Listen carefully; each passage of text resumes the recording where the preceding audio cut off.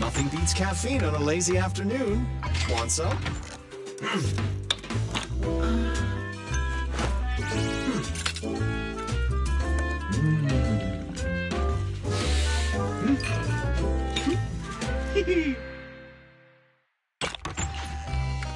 Times stopping to take a break.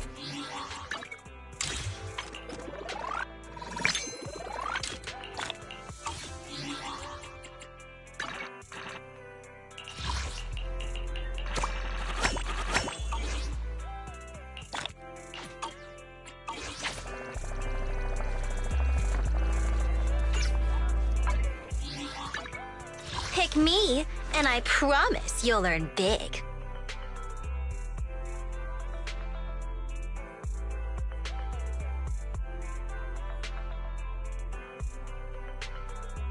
Awaiting further instructions. Eradicate all evil. Let's start the experiment. I'm at your disposal. Hey, don't look down on me!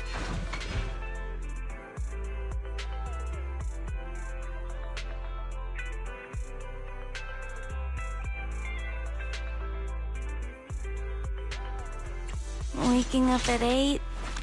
You pick me, and I promise you'll earn big.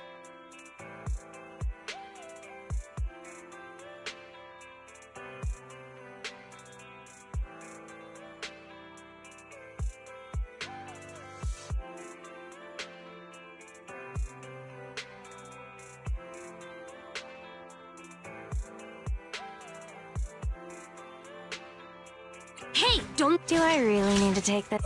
Is it time to clock out?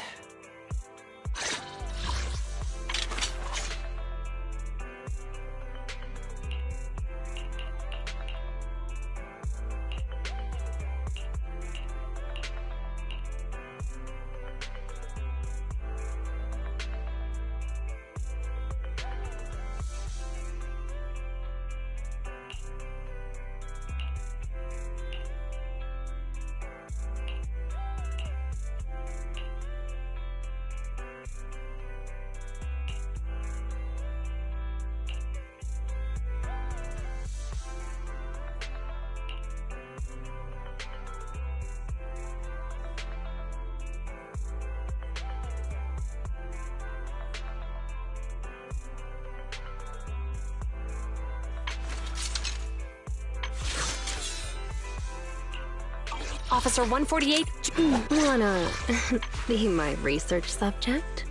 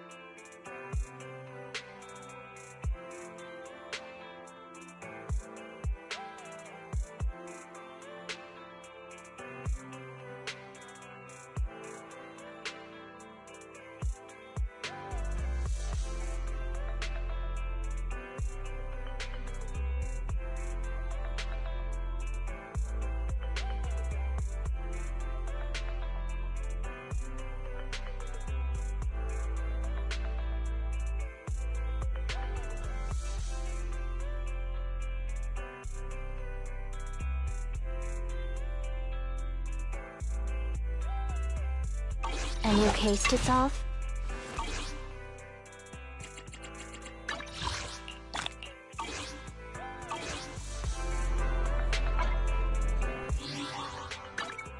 Don't just think about it. Do it.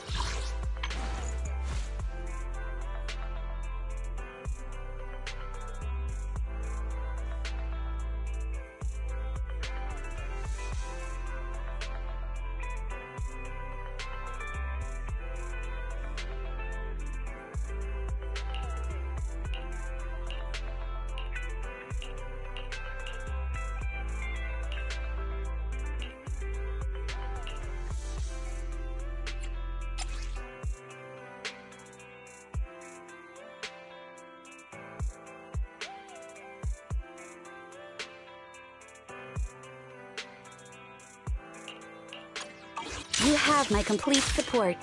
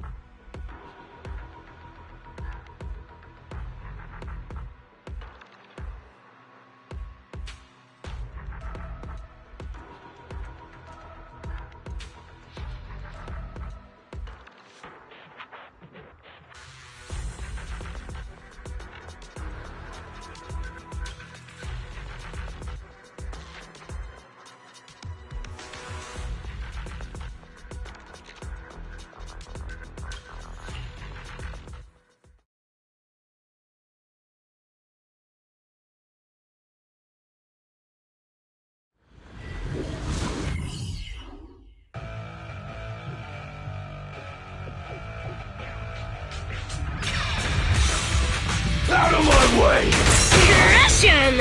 Out of my way! Come on, try harder! A solid hit. This'll be painless. Psych. Oops, sorry.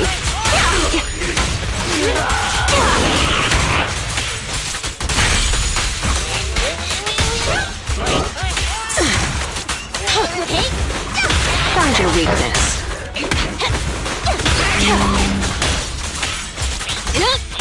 Let's make this quick.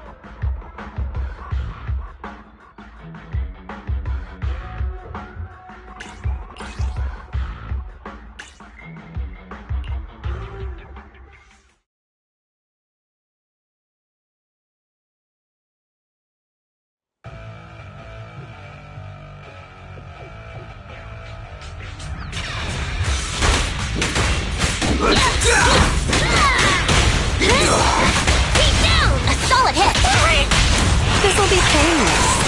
Psych. Oops, sorry.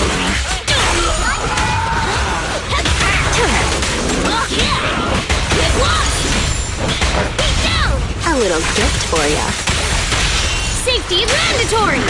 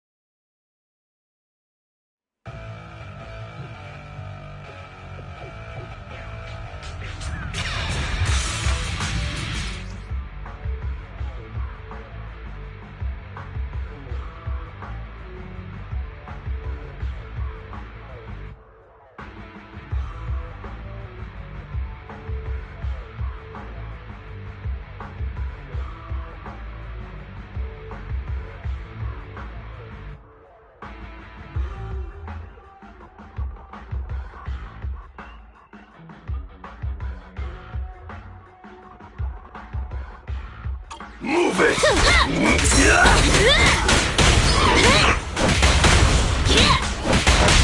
A solid hit! How do you like me now?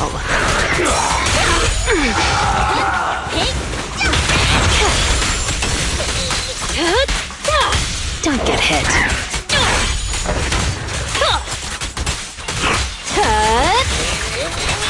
Want some more? Great hit! Safety is mandatory!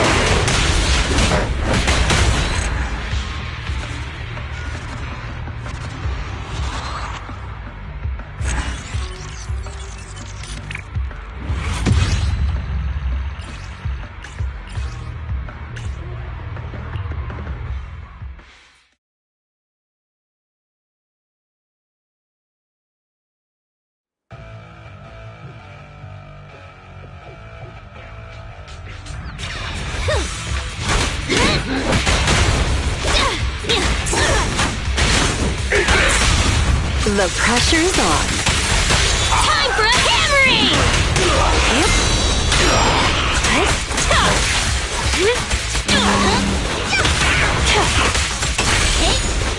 Found your weakness. I'll make it painless. Corruption! Keep down!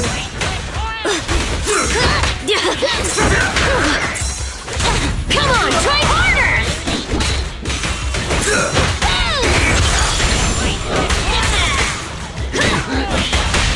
A solid hit! This'll be painless. Psych. Leave it to me! A little gift for ya. The final act begins now.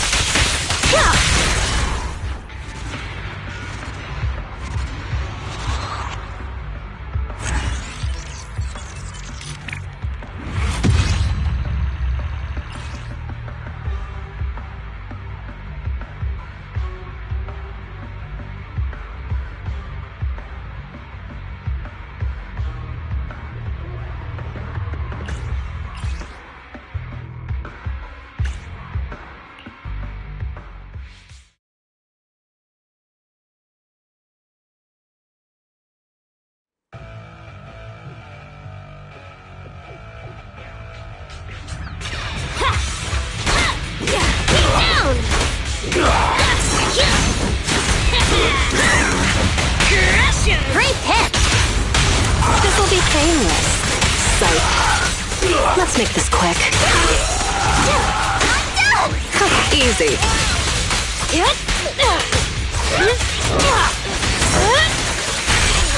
Once more. Bring it on! Get lost! Okay.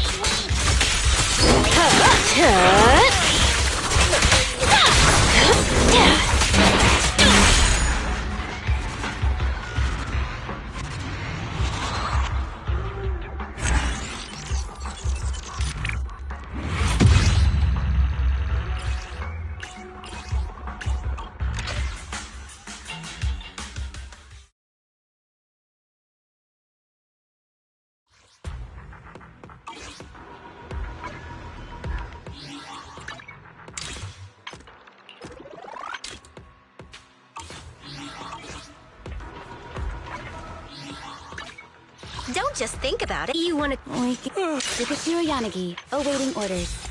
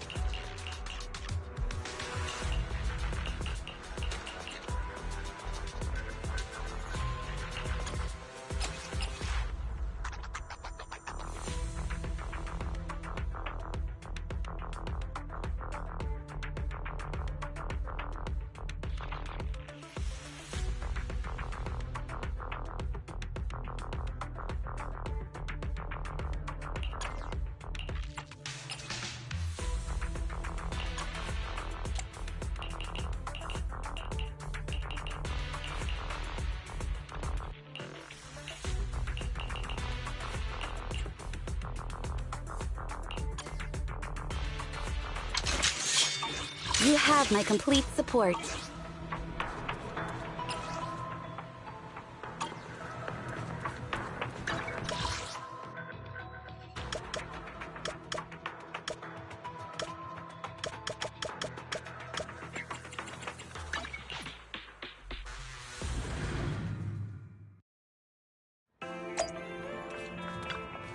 The afternoon sun is exceptionally pleasant, like the rich oral aroma of a tune in D minor.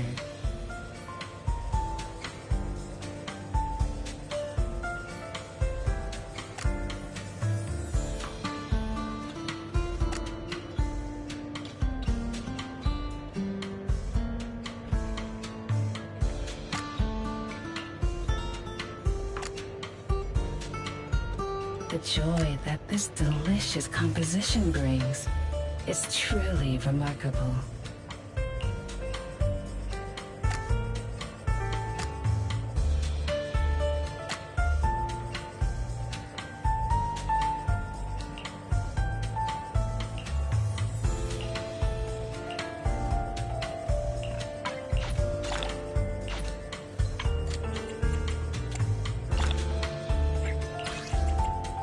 The joy that this delicious composition brings is truly remarkable. Ah, what a perfect mix.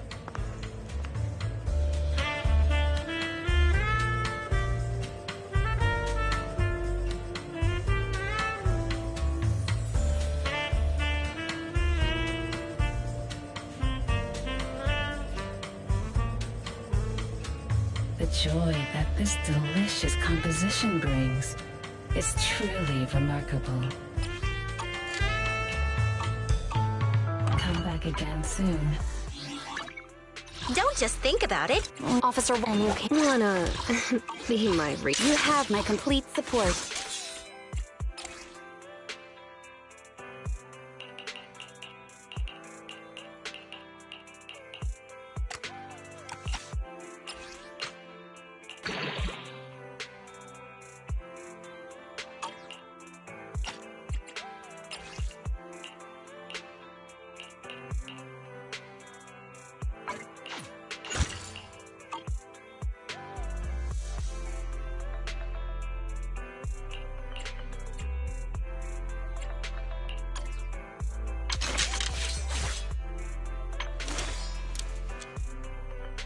You have my complete support.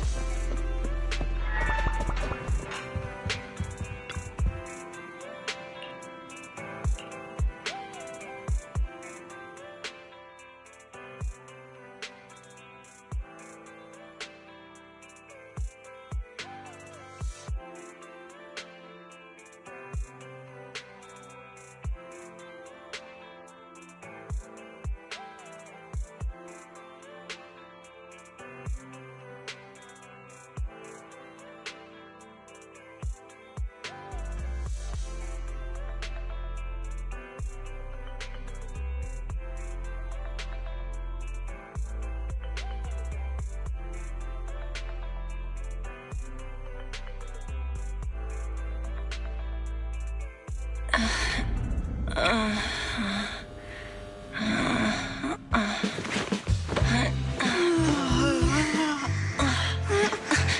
Phaethon, this time let me.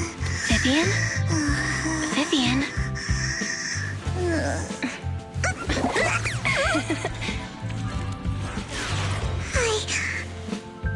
I didn't disturb your sleep, did I?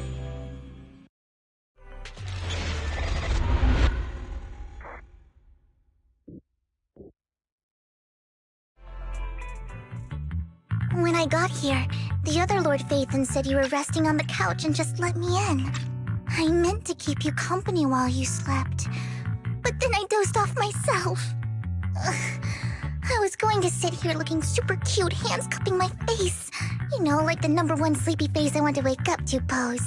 I can't believe I ended up falling asleep myself. What sleepy face? What pose? That was a lot of words in one breath. Are you sure you got enough sleep, Vivian? No, Lord Phaethon. I was just worried that I had disturbed your rest. Just being able to see you sleeping peacefully is already the highlight of my day. No, my entire month. Though it is a bit late, but... Good morning, Lord Phaethon.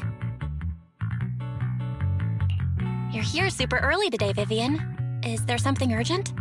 Mockingbird's death has stirred up quite the storm. I took some time to gather intel.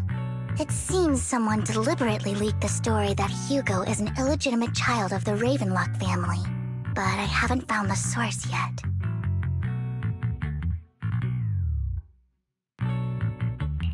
Could it be Hugo's uncle, Hartman? Maybe he's trying to turn people against Hugo and Mockingbird by playing the illegitimate child card. I suspected that too. He could be using Hugo's background to make people believe Mockingbird is just another Top's pawn. To the upper class, Mockingbird may be insignificant, but it has a loyal following among regular folks. But after some digging, I was surprised to find that the public isn't turning on Hugo. They're actually starting to see him in a better light. Some people feel bad for him. Some relate to his struggles.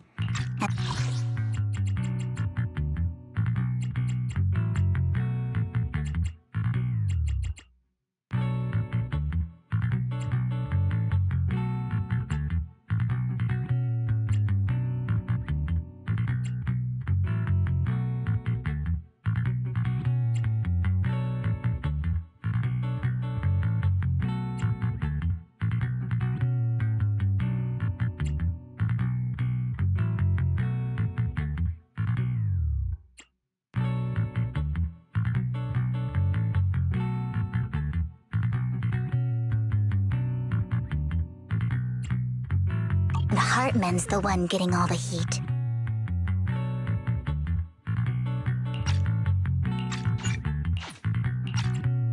Public outcry against Hartman is growing, with many believing he murdered Hugo for his own selfish gain.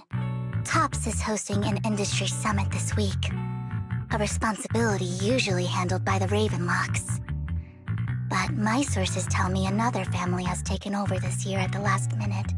If I'm not mistaken, Tops is intentionally keeping its distance from the Ravenlock family due to the current public sentiment. Is someone trying to take advantage of this to get rid of both Hartman and the Ravenlocks? I think Hartman knows this too, which is why he's completely vanished. No matter how hard I search, I can't find a single trace of him. Hartman must have taken the sacrifice core. Now that he holds this bargaining chip, he is definitely going to negotiate his way out of this with the Exaltists.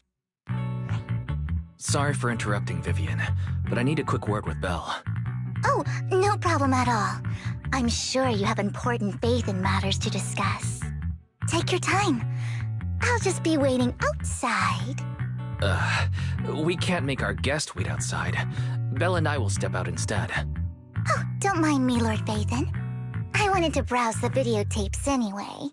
I'll be right here. Just let me know when you're done. Belle, Lycon's outside the video store. He knows Vivian is with us, so he's hesitant about coming in. He's stressing over what he did to Hugo in front of Vivian, but he really needs to talk to us. Maybe you should go speak with him first. I'll go talk to Lycon. Honestly, neither he nor Vivian is at fault. As proxies, it's our job to be the bridge between them.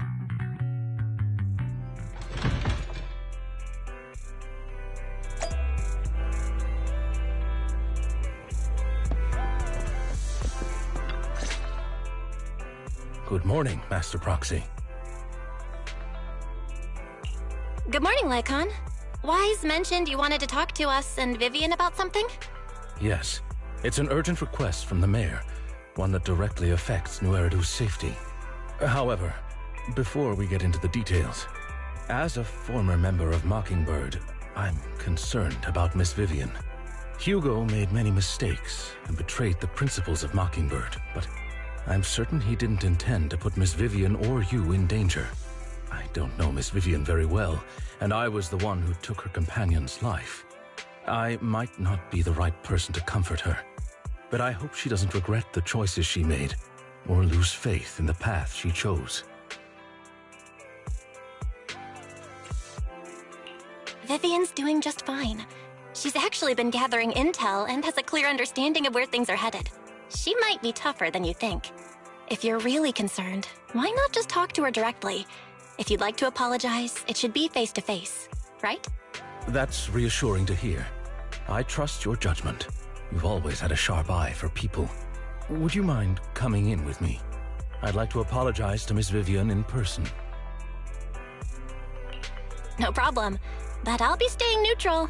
Everyone has their own stance on this, and I get where both of you are coming from. As a proxy, I'm just here to make sure you have an open conversation. I'm not taking sides. I respect that. Thank you.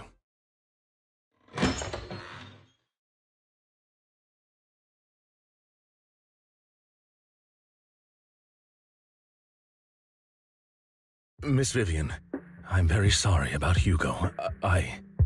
You don't have to explain anything. I'm also part of Mockingbird. Mockingbird stands on more than just gain, so it won't fall when fortunes shift. Hugo had his fixations and ambitions. I also have things I must see through. I'm determined to get to the bottom of the Exaltists and the sacrifices. Miss Vivian, as a former member of Mockingbird, you have my deepest respect. You have my word, whatever comes next. I would never harm you or Master Proxy. As for Hugo, please accept my condolences. Condolences? That's not necessary. Mockingbird has plenty of tricks up its sleeves. This isn't the kind of act that ends so easily. Wouldn't you agree? You're right.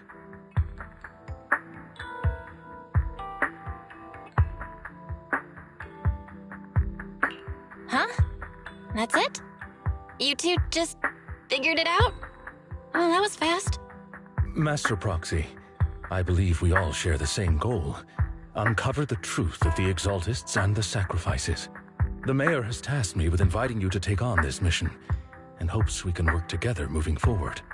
If the mayor wants to work with us, I trust he will demonstrate his sincerity in kind.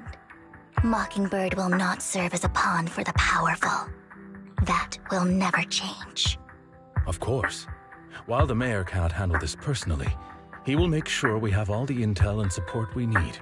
Miss Vivian, I know you have your own intelligence network, but for some high-profile shady dealings, perhaps the mayor can provide you a different perspective. Please, take your time to discuss. If you're open to collaborating, I'll set up a call with the mayor so he can speak with you both directly. I need to discuss this with Wise and Vivian. With so many people involved in this, we need to be very careful. Of course, I completely understand. When you've made up your minds, you can find me at the Ballet Twins.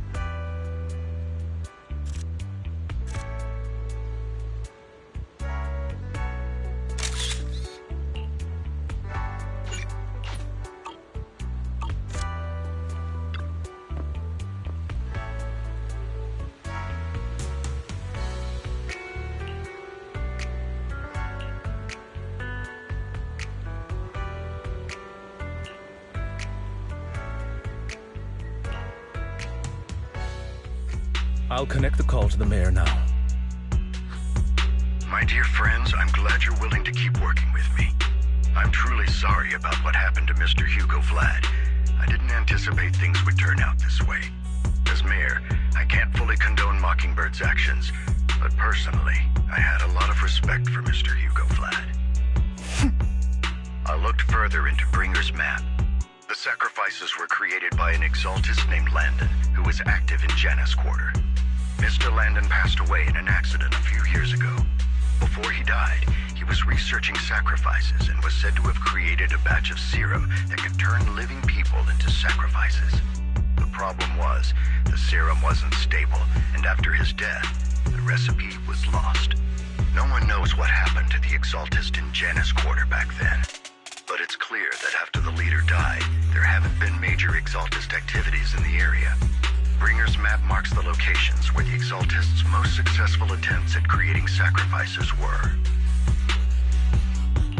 Since this person has already passed away, and the exaltists haven't been active around here for a while, then could it be that this is just Hartman acting on his own? Unfortunately, that's not the case. My sources confirmed that Hartman had been secretly in contact with someone, and they only meet inside the Hollow. Is it possible it's someone from TOPS? TOPS is a huge alliance of corporations. They wouldn't bother getting their hands dirty. Instead, they just sit back and reap the rewards. Everything Hartman is doing is to secure his place in TOPS and strengthen his power within the Ravenlock family. If my guess is correct, Hartman has gotten in touch with the remaining members of the Exaltists that used to follow Landon, helping them create new sacrifices. But what's in it for TOPS?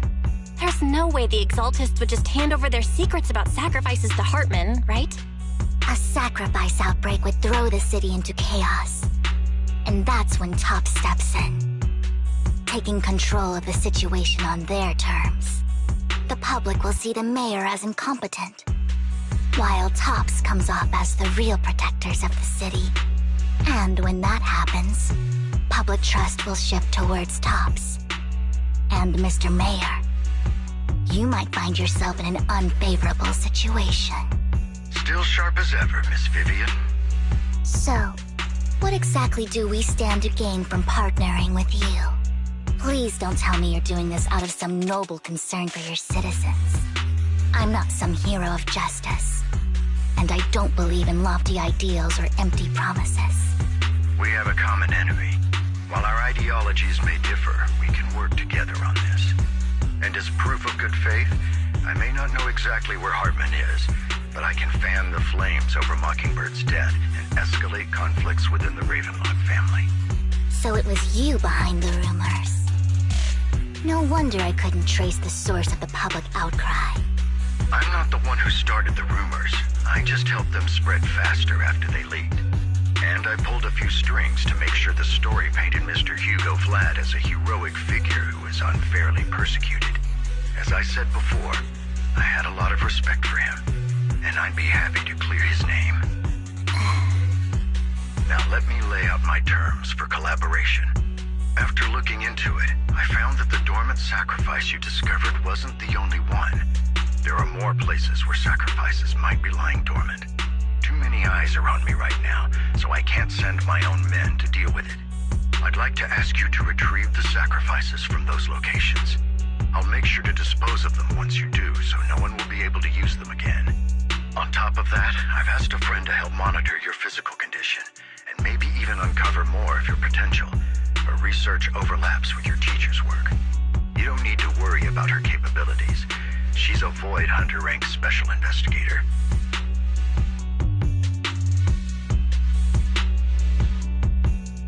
Really? A Void Hunter rank special investigator is going to be assisting us? And she's involved in our teacher's research? That's right. She's heading to Janus Quarter for some business. I wanted to set up a formal meeting, but she declined. She prefers to assess things on her own, and will reach out when the time is right.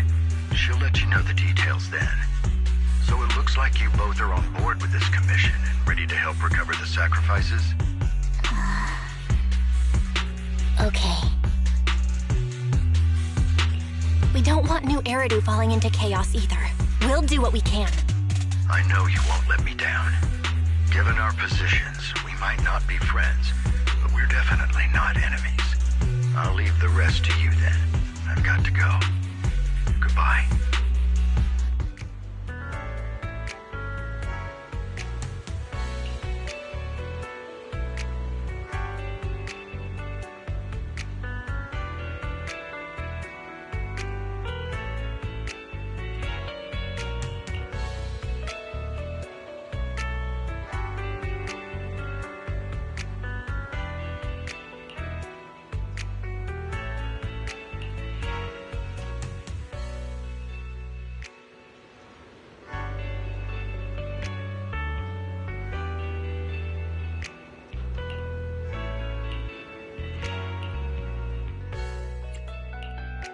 Don't just think I would. This is the path I follow.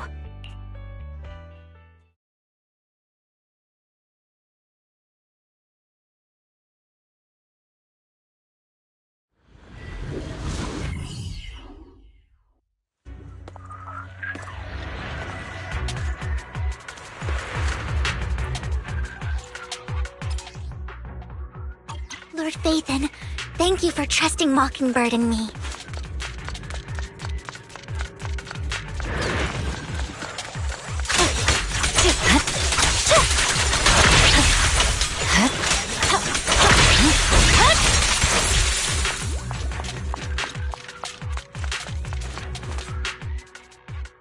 Has someone already taken the dormant sacrifice from here?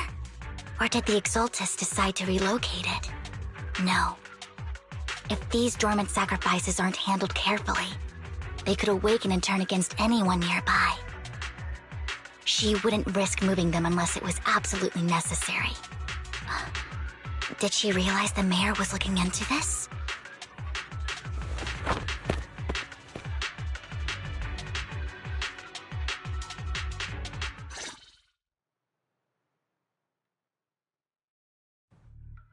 Did Hartman just make up this intel to get a shot working with us at Tops?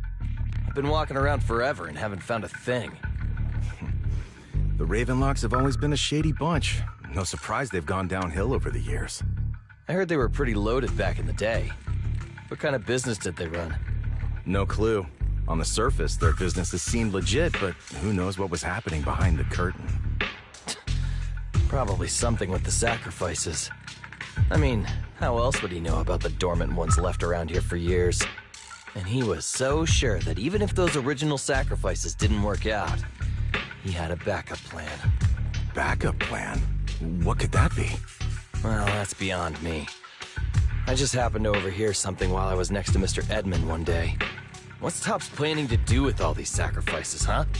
For research? Do you think we'll ever have a normal life in the Hollows? Don't ask questions you shouldn't be asking. All right. There's nothing here anyway. Let's leave the Hollow and report back on what we found. And we'll make it just in time to clock out for the fieldwork shift. Let's get out of here first.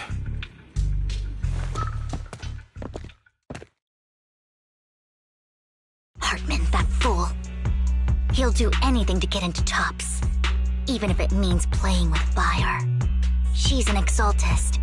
Human lives have never mattered to her. The more people get dragged in, the greater the danger.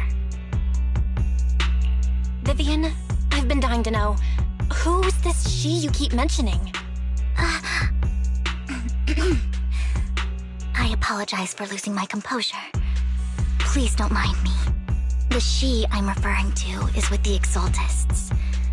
Someone I have a history with. That's why the moment I heard about the sacrifices, I felt compelled to uncover the truth. I never meant to hide anything from you.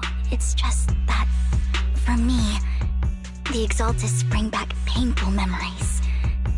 And I'm not ready to face them yet. So, Lord Phaethon, please give me a little more time. Once I've gathered my thoughts, I promise I'll tell you everything. Sure, I won't pry anymore. Everyone's got a past, and you don't have to dig up old wounds if you don't want to. I can see the Vivian I know now is super brave and kind.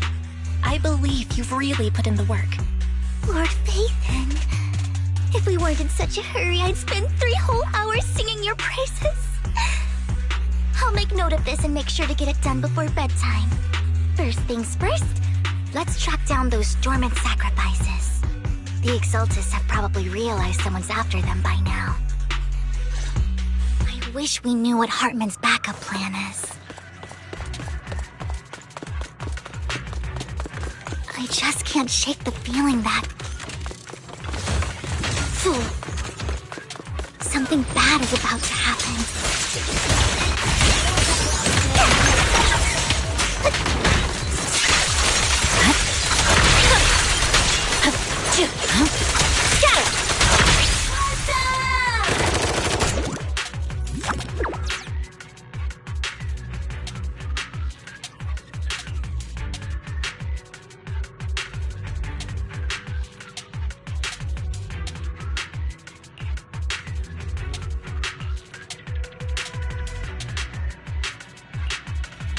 Hugo may have done terrible things, but he had his reasons. Mockingbird might be seen as the bad guys by a lot of people, but... touch me. Ironically, joining Mockingbird is what put me on the right path.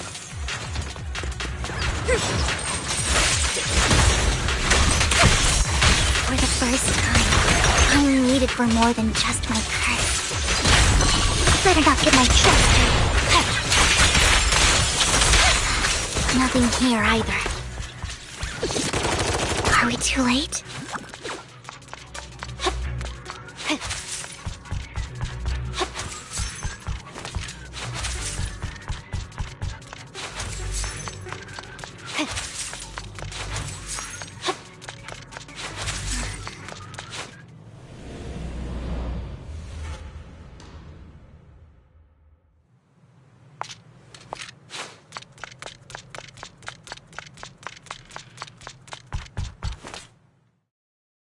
I knew it was you, Vivian. Camille! What are you doing here, sis? Are you destroying the dormant sacrifice? Vivian, don't call me sis. I'm not your sister. Are you trying to stop the Exaltists? I never left the Exaltists. You know what Landon did back then! Lord Landon did it for the Creator. His methods may have been extreme, but they were necessary. Back then, you walked away. You should do the same now. We didn't meet today. Take your friends and leave. What's wrong? Are you being forced into this? I can help you. Help me? Like how you helped her? Vivian, you're crying. You see me, don't you? No, You haven't changed a bit, Vivian. No need to hide your tears. I know exactly what's ahead for me. You've made your choice, and I've made mine. One last piece of advice. Stay out of this. She loathes you. I won't tell her we met today. Don't show yourself around us again. Camille!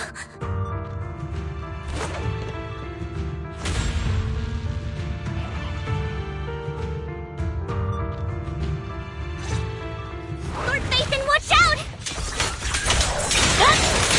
I'll tell you what that was about later! My blade is already sheathed.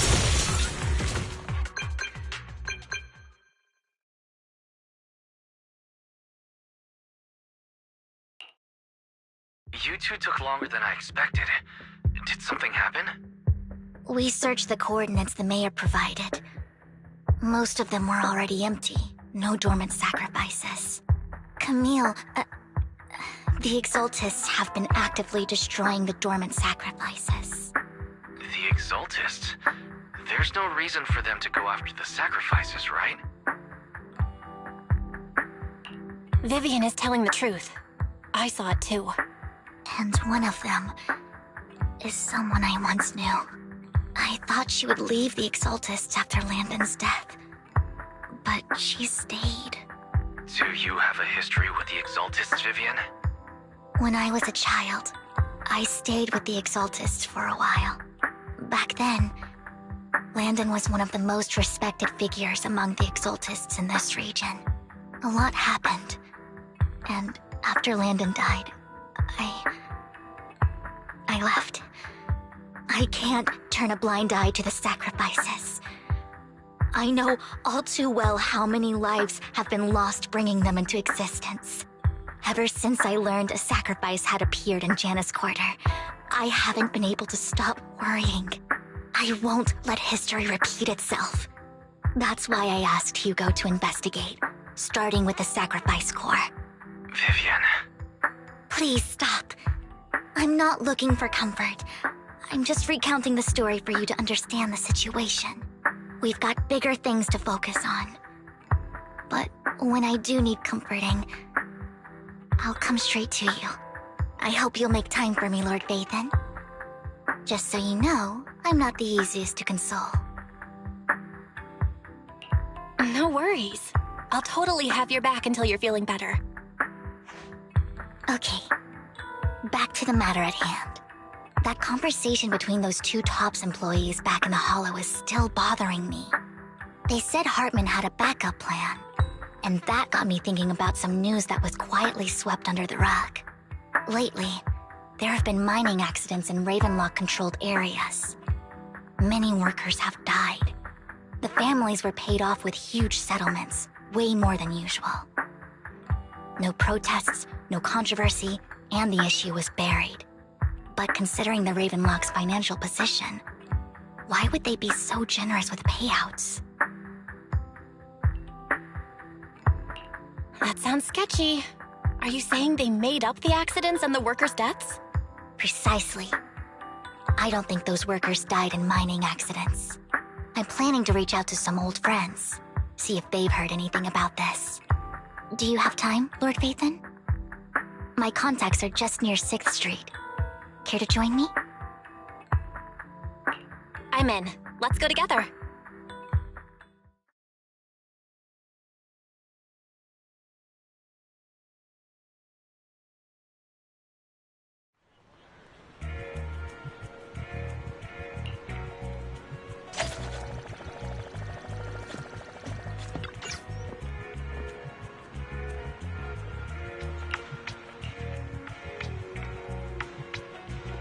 An old friend of mine said she has some new intel.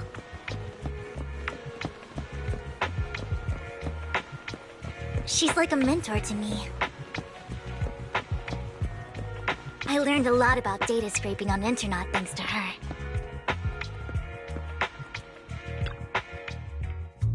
Rain! Long time no see. Yeah, it's been a while. Rain? You two knew each other? Yeah, Vathan. Long time no see. Rain! You actually know that Lord Vathan is Lord Vathan? No, I mean, you actually know Belle is Lord Vathan. I didn't know right away. One time, I needed a favor from Nicole. I only found out after meeting them. I mean, who would expect a legendary proxy to be running a video store for a living? Oh, by the way, your idol... Rain! Let's not bring up old stuff. Lord Vathan wouldn't be interested in that. Why are you all tense? Right! Lord Vathan lives on 6th Street too, and might know your idol. Remember when you traced that post on Internet to 6th Street and actually went to check it out? And you came back all bummed, spouting nonsense. Like there was only a black cat at the location, and maybe your idol is actually a talking cat. Or something like that. I know that black cat. I'm always sneaking its snacks. Lord Vathan, please, let's drop this topic. Come on, Vivian. It's been years, and you still won't say who your idol is. If you'd just let me, I'd have tracked them down ages ago. I get it. You want to find the person who's important to you on your own. But you've tried so hard already. It's okay to lean on me a little, you know. I'm sure your idol won't hold it against you. I shouldn't have come to see you. Huh? What's wrong? Hey, Rain. Vivian said you might have some new intel. So let's get to the important stuff first. All right, let's get down to business. Here's something I'm pretty sure about. The Ravenlock family's claim that those missing workers died in an accident? Don't buy it. The last signal from those workers was near the Hollow, then communication went dark. I think they were taken into the Hollow. And yesterday, I picked up that the Ravenlock family secretly hired some people to search the Hollow's perimeter. I caught a weird distress signal from someone and managed to track down the source. When I tried to reach out, the signal cut out completely. The last trace of the signal was near Lumina Square. Finding someone in real life isn't really my thing, so that's where you come in. Okay, we'll check things out. You just said this is something you're sure of. Do you have anything you're unsure about?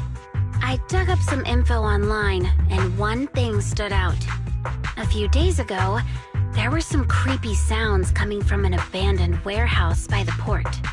The place was locked up, so no one could see what was happening inside.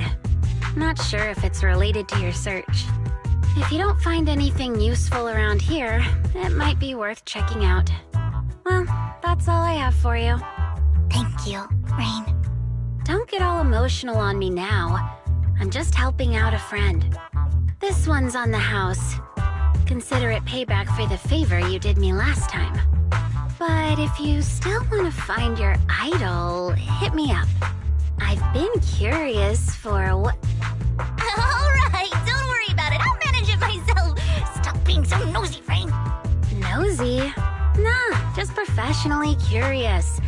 What kind of person is worth all this searching, huh? But honestly, whoever they are in real life, they've become a part of you. You've come a long way in this search, Vivian. I much prefer the person you are now. So if you find this person, don't chicken out. Go meet them. People will appreciate you for who you are. Rain. I might not care about the real world or what it'll be like, but I hope everyone I know can live a good life. I'm counting on you to save the world, guys. All right, I have other business to take care of, so I'll leave the rest to you.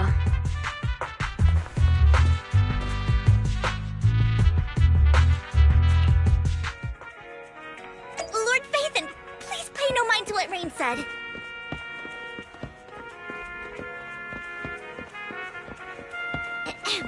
That big guy's up ahead. Let's hurry.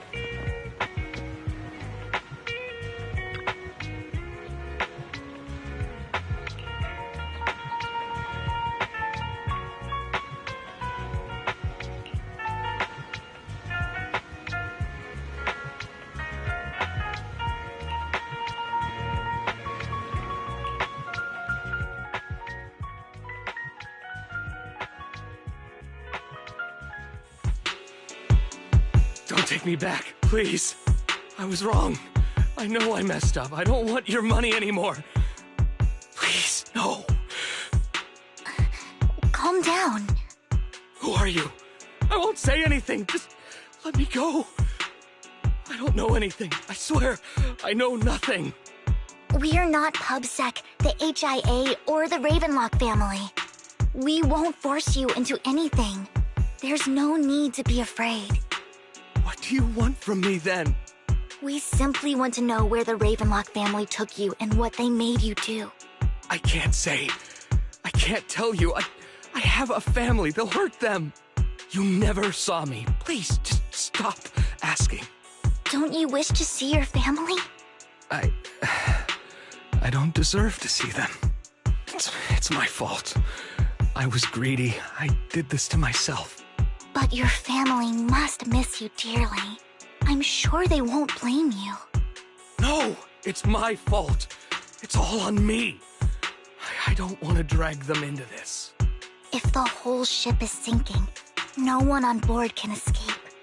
I'm just a nobody. And right now, there's nothing I can do to change anything. If you care about your family and friends, now is your chance to stop the disaster before it's too late. Even a butterfly flapping its wings can send a tsunami surging across the ocean. No one knows how this will turn out. But if you do nothing now, the only thing waiting for you at the end will be regret. We're not here to turn you in, and we won't force you to confront them. You'll be safe with us. I'll help you return to your family. But you must tell us precisely what happened. Hartman offered a huge amount of money, looking for workers to go into the hollow to guard something. The money was way too good. We all kind of figured something wasn't right. I thought it was just smuggling or guarding some kind of illegal ether resources, so I signed up. After we sent in our applications, Hartman's men took us into the hollow. The first place we went, there was a strange box. When we got there, they handed us some pills, saying they'd improve our aptitude for ether, for us to last longer in the hollow.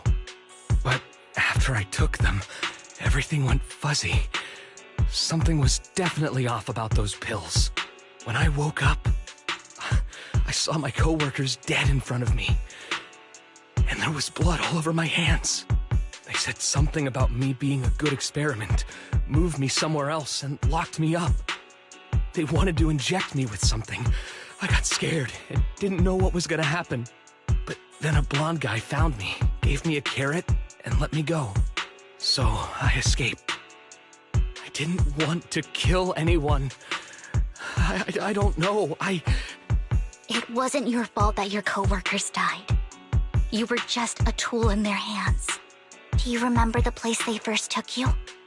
Do you know what was in that box? I only remember the first place was like a rooftop. I think it was on top of a tall building.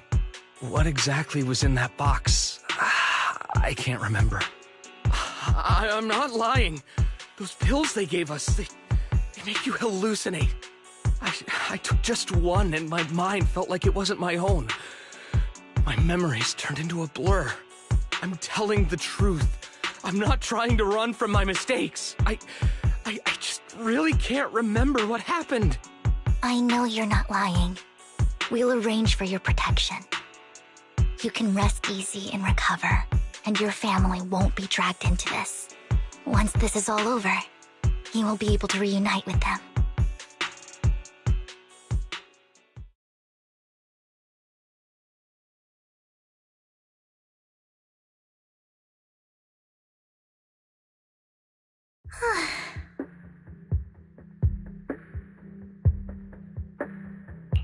I've been meaning to say this for a while, Vivian. You're just so calm and decisive when things get tough. Totally different from the impression you gave me at first. Actually, I wasn't always like this. I used to run away when things got tough. There was even a point where I just wanted to disappear. As if my very existence was the source of suffering. I wondered. Perhaps leaving it all behind could put an end to the pain.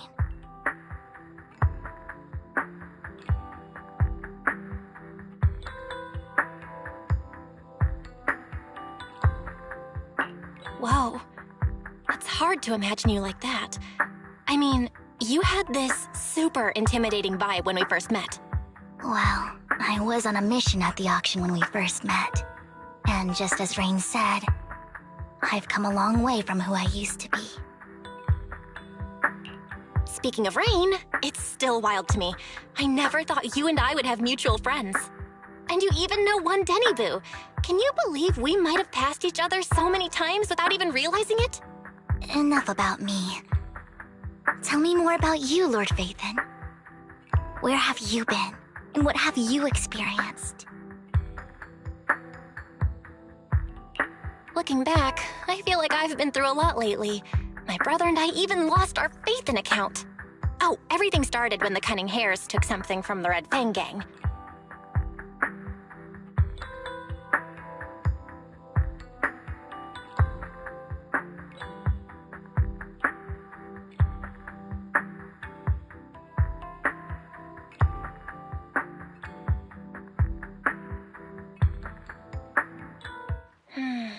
I remember it should be around here. That store's been sitting in my favorites for ages.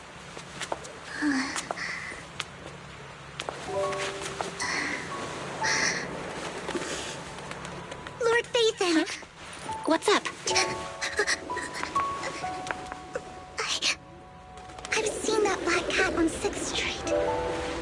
That harmonica in the outer ring you mentioned. I've heard it before, too. I've even been to the monument outside Hollow Zero. But none of that was a coincidence. It was me.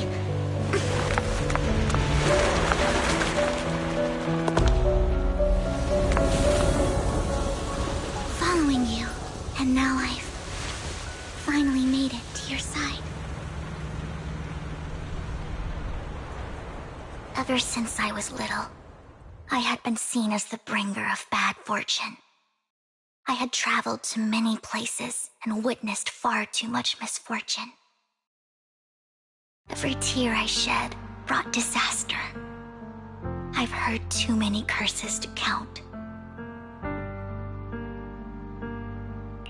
I loathed my tears as much as I despised my own existence. Wherever I stayed, tragedy followed. I had roamed too many places, and each time, it ended the same way. I didn't know where I could go anymore. One night, I stumbled upon a post discussing me. Whether they knew me or not, everyone seemed convinced that I was the source of the curse. Some mocked me with cruel intent. Some wished I would vanish, and others speculated maliciously. It really seemed that my very existence was a disaster. In that moment, as darkness enveloped the city, I saw lights flickering to life all around New Eridu.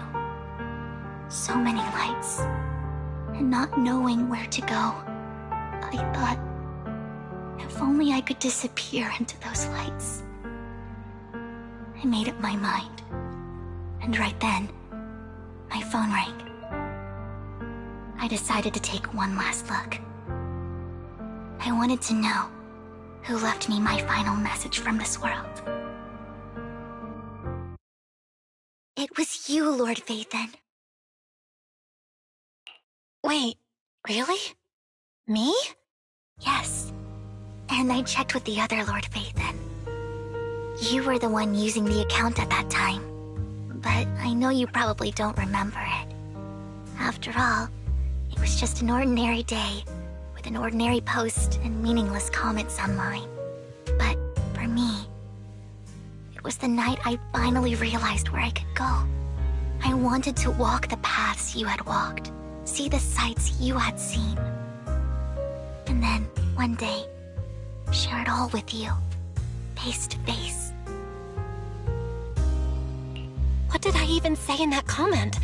I can't remember off the top of my head. Well, you'll have to figure it out for yourself. I'm not telling you. Huh? No! So, Lord Vathan, thank you. Not only for that comment you made that day, which was a silver lining for me, but also for giving me the courage to become who I am today. The Vivian standing right in front of you now. Lord Vathan, I truly like who I've become.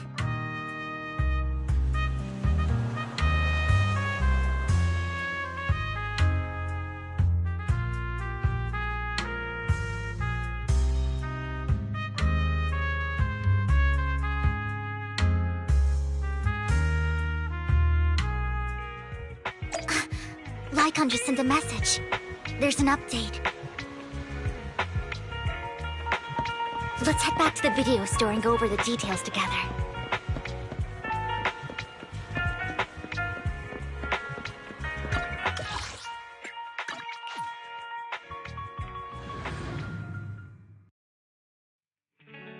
Belle, you're back.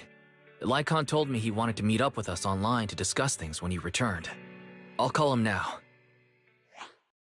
Master Proxy, Miss Vivian. The gentleman Rena brought back has stabilized and calmed down now. Based on his account, we've identified where Hartman is hiding the core. He also mentioned that Hartman plans to trade the core with a group of people. We suspect that this group consists of members from the Exaltists. I knew it. Now that we have the location, it would be splendid if we could seize the sacrifice core before they do. Precisely. We hope you can head to the location as soon as possible to secure the sacrifice core.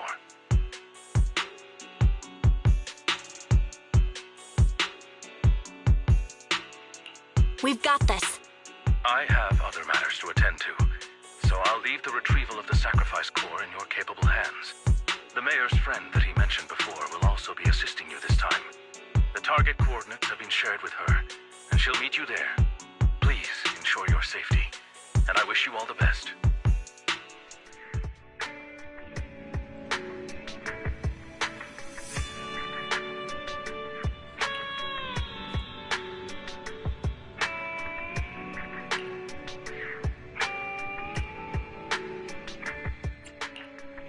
Don't just think about it. Do it. Good day, Lord Vathan. This is the path I follow. Strike!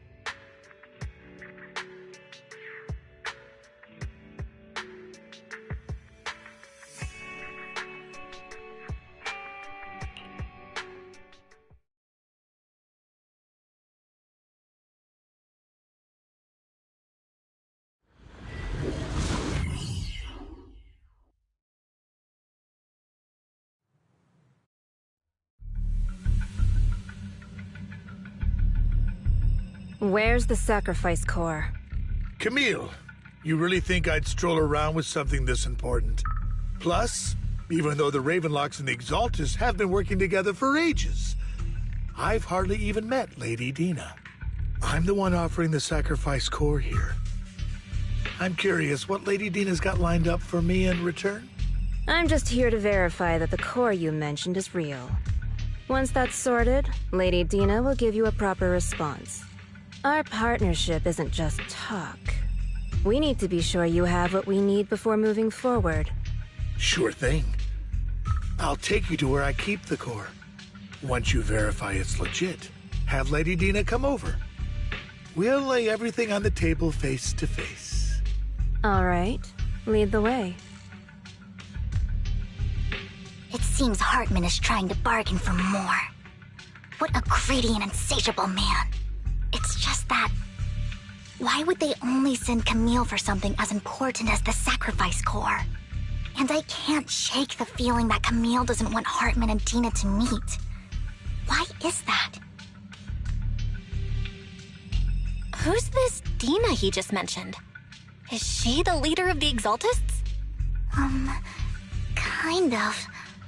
Lord Vathan, I really think we should hurry. We must get to where Hartman keeps the core before anyone else does.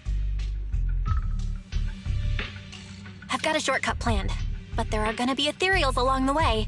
I'll let you handle them, Vivian. Don't worry, Lord Vathan. You're in capable hands. I'll ensure your safety.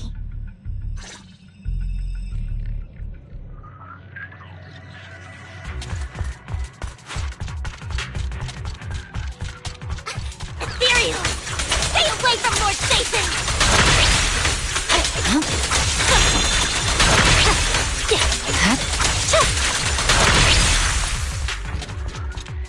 Looks like Hartman's trying to negotiate for more leverage.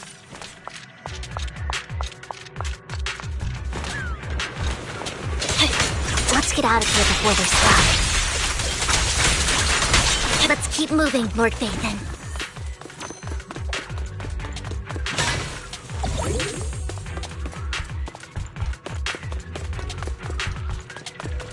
Leave the enemies to me, Lord Vathan. It's over.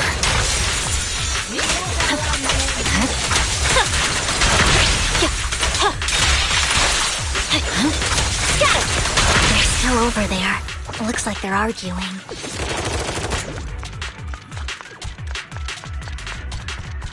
This is our chance. Let's hurry. No matter who has the sacrifice core, Hartman or the Exaltists. Hand over what's in the box.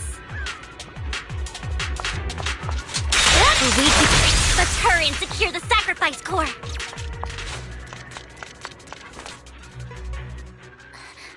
Lord Vathan, the box is empty. So Hartman never kept the core here to begin with? How did you even find your way here? Where's the core in the box? What did you do with it? You call this keeping the sacrifice core safe?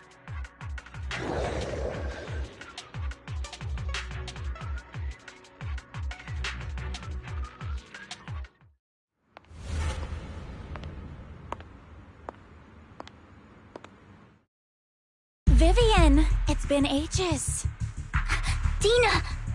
Oh my, you actually remember me. So sweet. Look at you, thriving. I thought you'd totally forgotten about our past. So, tell me, do you ever dream about the people you've killed? Are they crying in your head all night? Back then, I had no idea. You had no idea? While you were soaking up all that love from Daddy and everyone else, you had no idea what was going on? I wasn't... Lady Dina, Miss Vivian didn't actually... Camille, when did I say you could meet up with Hartman today? I just wanted to make sure the sacrifice core is legit. I was worried Hartman might try to pull a fast one on us. Really? So loyal. I thought you'd be more like the old days. Just a few words from Vivian, and you'd be plotting my demise. Just like what you did with Father. I won't, Lady Dina. Don't even think about betraying me, Camille. You owe me for what went down back then. However, I do understand your worries. This core, it's fake. No way! I got this straight from Hugo. It can't be fake. How can you just claim it's fake without any proof? Ugh, seriously.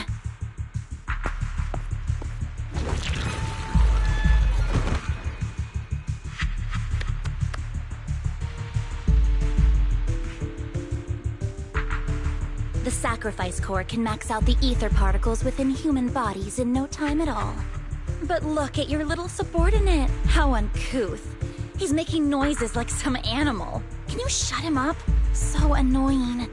The masterpiece Father made for the creator isn't this worthless piece of junk you're holding. So, the real core. Vivian, where do you think the sacrifice core is really at?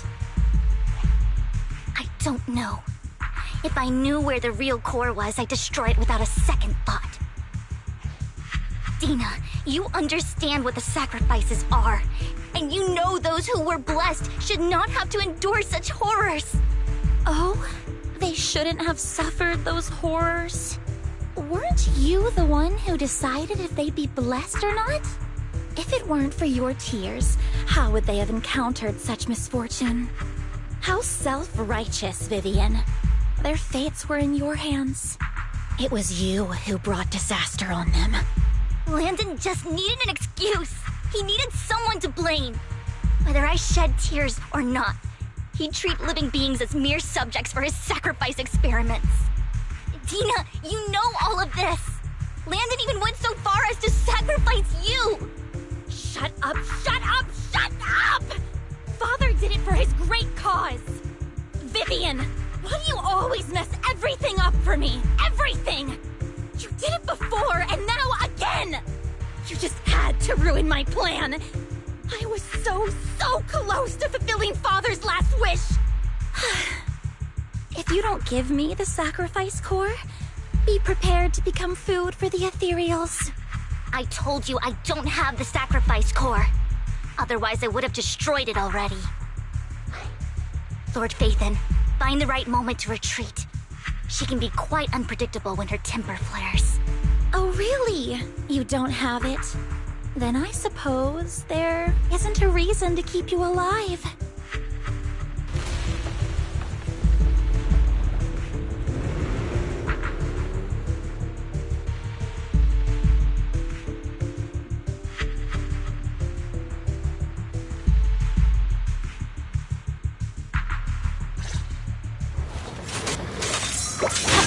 More ethereals are coming.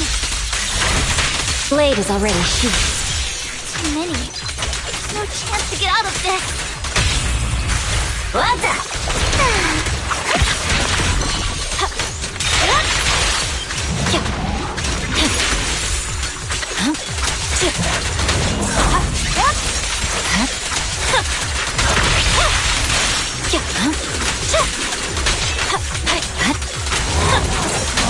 You're done. Stay away from Lord Phaethon! There are so many.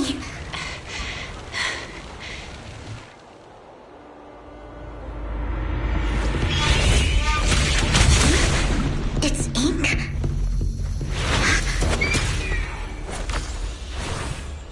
Shun Palace, good fortune, closed gate, safety. What? An evil miasma gathers here. Another place of conflict. If you wish to avoid disaster, then head southeast.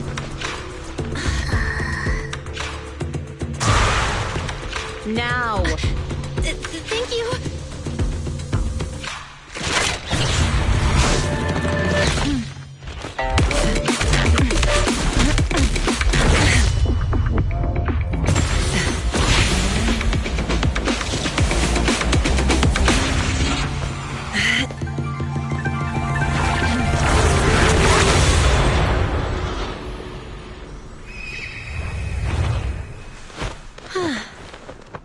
Finally, peace and quiet.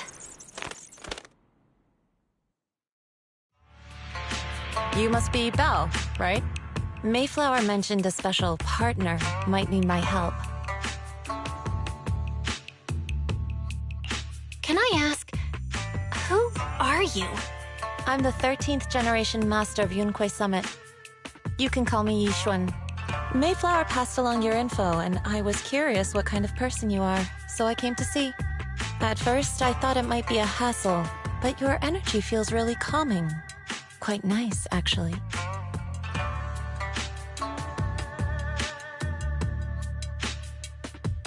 Oh, so you're the investigator the mayor talked about. Yes. He also asked me to be your temporary teacher and offer you a bit of guidance. Guidance? What exactly does that mean? Unfortunately, this isn't the right time or place to talk. I have some investigation work to catch up on, and it seems you've got quite a lot on your hands, so let's part ways for now. I'll find a good time to visit you soon.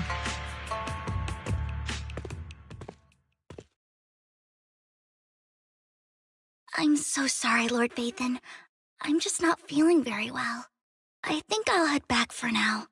I'll investigate the sacrifice core and reach out once I find something.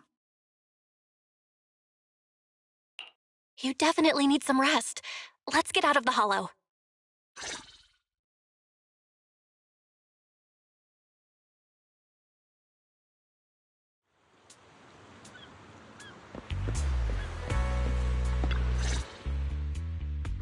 Lord Vathan, are you going to rest now? I'm not in a hurry to get back. You've been kind of off since we got out, and it's got me worried. If something's bugging you, just spill it if you want to. I'm a pretty good listener, you know. I didn't mean to keep my past from you, Lord Vathan. When I was little, people thought I brought misfortune, so no matter where I went, no one wanted me around for long. Then, one day, Landon adopted me and brought me to the Exaltists. There, I met Dina, who was so kind to me, treating me like a dear sister. She told me her father, Landon, was a great man who'd one day make everyone stop fearing the Hollows, so all life could live freely inside and outside of them. Dina helped Landon pick people for the blessing, and everyone in the Exaltists respected her greatly. Those who received the blessing would have a better ether aptitude, allowing them to enter the Hollow freely without fear of sudden disaster. Back then, Dina would chat with me every day, always about the Exaltists and her father. But things between us shifted when Landon asked me to step in for Dina. Landon told me I didn't only bring misfortune, and that if I listened to him, I could actually help people. After that, he'd take me to meet people, and if I shed tears, he'd give them a blessing medicine. Those who got the blessing could dodge calamities. At first, I was ecstatic, thinking I could help others. I shared my joy with Dina, but that was when she started to pull away from me. The blessing medicine. Please tell me that wasn't the sacrifice serum Bringer had? Yes. To be precise, it was an early version of the sacrifice serum. Landon's medicine wasn't stable. The medicine Landon developed could boost abilities quickly, but also sped up the development of ether corruption. In the end, most people turned into ethereals, and a few became sacrifices, losing all human consciousness. The ethereals were killed while the sacrifices were given to the higher-ups of the Exaltists. The Exaltists wanted the sacrifices to hold human consciousness, so Landon's medicine was seen as a failure, and he gradually lost influence within the Exaltists. One day, I saw Dina, and tears streamed down my face. In a bid to save his reputation, Landon decided to let his own daughter receive the blessing. I had always thought that getting the blessing was a good thing, until I saw terror in Dina's eyes that day. That evening, I broke Landon's rules for the first time, and followed him out of the Exaltist's residence. I trailed him to the Hollow, where I witnessed someone who had been blessed becoming corrupted. In the end, that person became an ethereal. Then, without hesitation, Landon killed him. Before Landon returned, I went back to the residence and snuck into his study. And there, I uncovered the truths I just told you. And just a few days later, it was time for Dina to be blessed. I wanted to save her and stop anyone else from getting deceived. So, that day, I told everyone present that Landon should be the one to receive the blessing, not Dina. At first, Landon argued, and no one believed me. But, in front of them all, I looked at him and let my tears fall.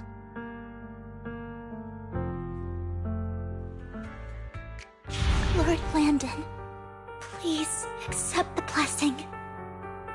Vivian, you... Why won't you accept the blessing? Were you lying to us? Ungrateful fools! You have no use anymore! Liar!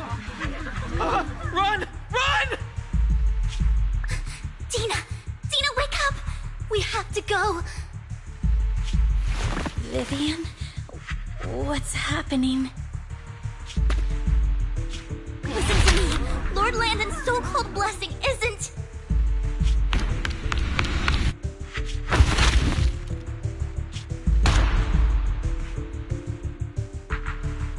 Father!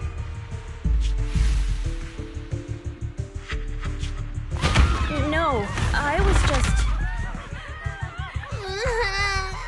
Mom, I want to go home. It's got nothing to do with us. This is just what happens when you don't accept the blessing. Vivian, was this you? Dina, I just didn't want you to accept the blessing.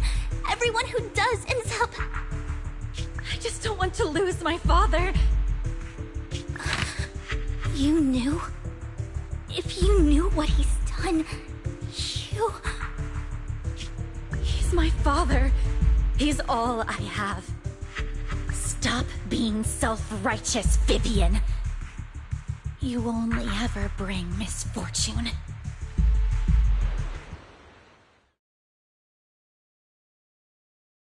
I thought once Landon was gone, Dina would leave the Exaltists. I never expected her to continue his research, or that Camille would stay. Camille lost her entire family in a Hollow disaster, so she's always supported the Exaltists. She's not a bad person. She's just someone searching for hope. She joined the Exaltists very early on, and even watched Dina grow up. That day, she was just so desperate to save Dina that she... All these years, she's been following Dina, taking care of everything out of guilt, I think. But I didn't just fail to save Dina. I trapped her. I see misfortune approaching, but I can never change its course or avoid the bad ending. Maybe I really am a bringer of misfortune. No way. You're not the one bringing bad luck. Whatever went down with the Exaltists, Landon used you. As for Dina and Camille, they know the truth, and they just made their choices. The Hollows and the disasters they caused took more than just their loved ones. But not all survivors cling to obsession and hatred like they do. Lord Phaethon. You need to believe in yourself. You're currently resolving the sacrifice crisis with your own effort. I remember you saying you really like yourself now. So what's changed?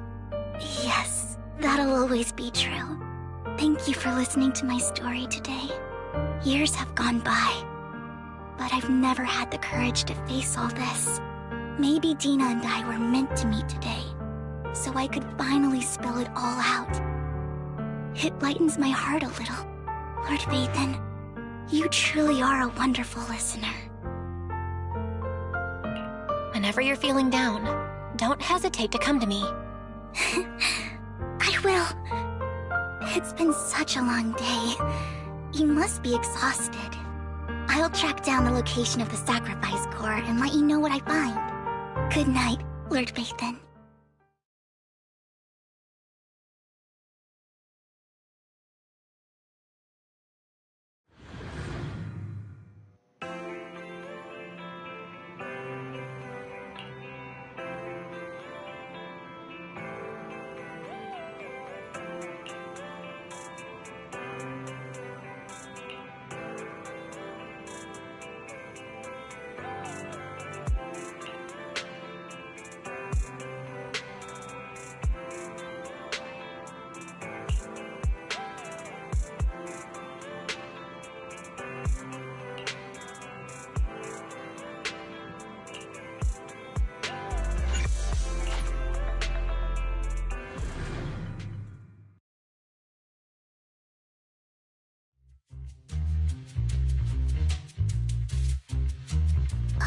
Shawl, I didn't expect you to be working here. Perfect. I was just covering someone's shift. The screening here is super strict, and I was afraid the supervisor would realize I was new and subbing for someone, so I hid in the control room during the supervisor's inspection. So I happened to bump into this guy, a blonde man wearing a hat, and I think he was checking some footage. Then he logged that footage into the tape he brought. Later, I found that part of the footage had been wiped. Blonde, wearing a hat. Could it be Hugo? Do you know him? I think it's him. If it were Hugo... I think I know where he would hide the tape. Thank you, Shaw. You were a big help. Great! You also helped me a lot when I started working. I used to make mistakes all the time. If it weren't for you cleaning up my messes, I would have been fired ages ago. So I'm happy I could help you too. All right, go ahead and do what you need to do. We'll catch up another time.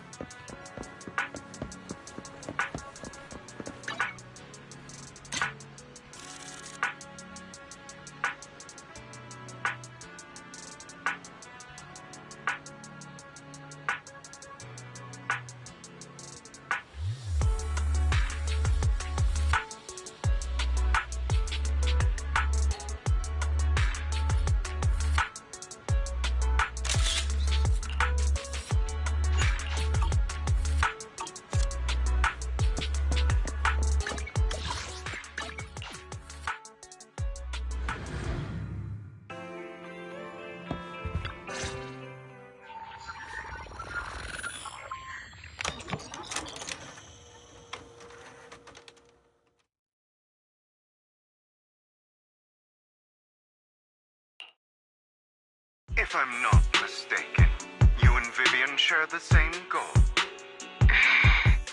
Silence is no good for negotiation. I just don't want Dina to reach a point of no return. Hasn't she already reached that point with what she's doing? The formula for the Landon serum was lost, but a batch survived, and Dina was able to develop a substance that can be used for mind control. She's trying to combine the two to make sacrifices that would obey human commands. If the dormant sacrifice and the remaining Landon serum are destroyed, we can put an end to this. Dina's concoction can't create sacrifices on its own. And the sacrifice core? That belongs to the creator, not her. Although I find Landon's methods despicable, I can't deny that the Exaltists and the creator are leading us in the right direction. I just don't want Dina to spend her life trapped by her father's mistakes. I mean, no offense, but I find your protectiveness rather weird. I will confirm the location of the dormant sacrifice and find the chance to relay the information to you. I do not want any of my people to be going into danger. As for the sacrifice core, I can only guarantee that it will not fall into her hands. As for how things will ultimately play out, the creator will guide me.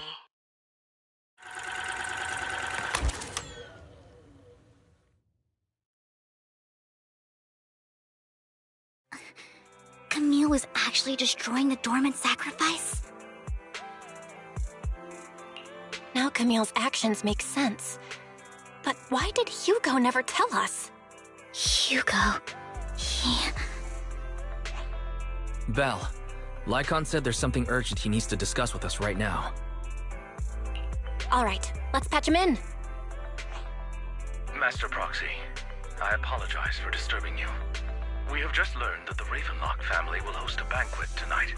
This banquet is rather special, as they're allowing members of their family to invite business partners to attend.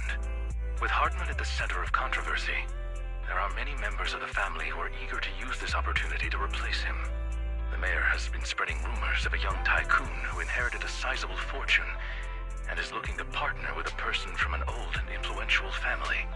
This information has lured a young man named Burton from the Ravenlock family. So, you want me to pose as this tycoon and use Burton to infiltrate the banquet? Correct. And Hartman's study is also located within the venue. I see. Hartman's study might hold valuable information. So, what should I do? You can attend as her +1. +1? Lord Phaethon, please go with me! Master Proxy, it seems Miss Vivian requires your presence, so... Yes, just your presence will help me immensely!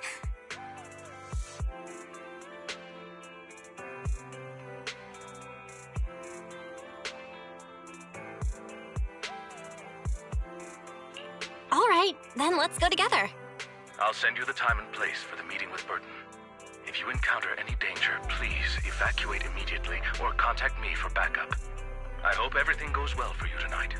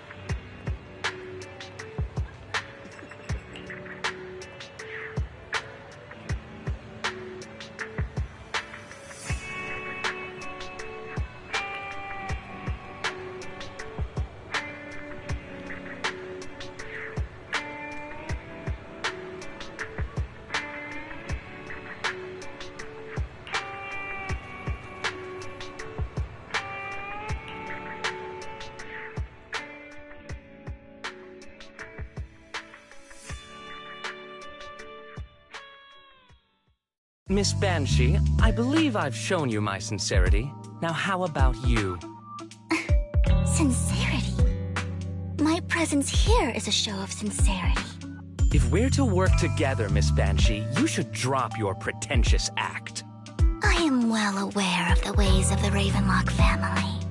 If I were to come empty-handed, I probably wouldn't even be able to make it out the front door tonight.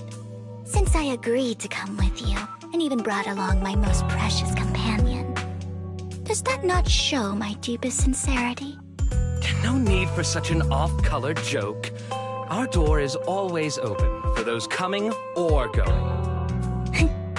We both know what's what, so let's cut the small talk. I know far more about how the Ravenlock family made their fortune than most here. I am also well aware of why Hartman, despite such a massive scandal, still remains in power. Oh? Do tell. Exaltists, blessing, sacrifice, Landon. Where would you like me to start? How did you know that? No, who are you? Don't be so tense. If I'm not mistaken, it's about time the banquet began. My companion and I are practically famished. Is this how you treat your guests? By letting them starve? Perhaps when we've had our fill, we'll remember where the sacrifice is hidden. You know where the sacrifice is? So, can we go get something to eat now? And I'm also looking forward to receiving a special dessert from you. We can discuss what you wish to know while we enjoy dessert. Of course. I wouldn't let such an important guest discuss matters on an empty stomach. As for dessert, I will prepare it myself, and I guarantee it will satisfy you. I'll come find you later. I wish you a pleasant evening.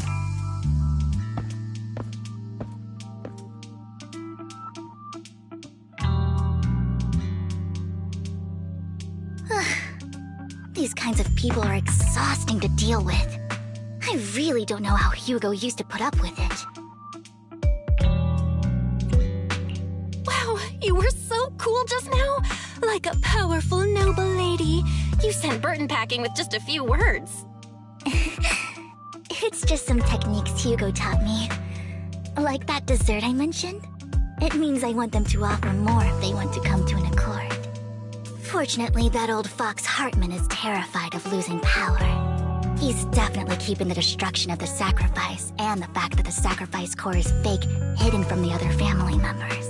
Otherwise, Burton wouldn't have been so willing to raise his offer.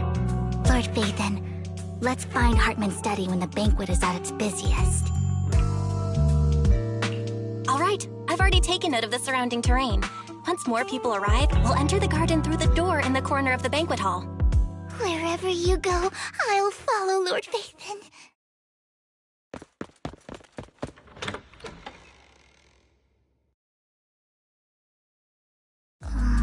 Isn't this going a bit too well? The security around the manor is really strict, but inside might be more lax.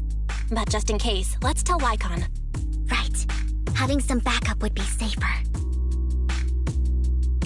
Let's check Hartman's recent correspondences for clues.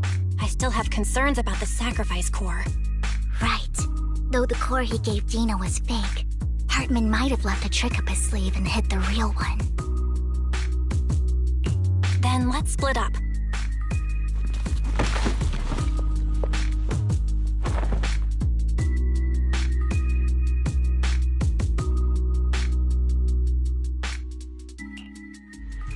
Esteemed guests, is the catering at the Ravenlock family banquet not to your satisfaction?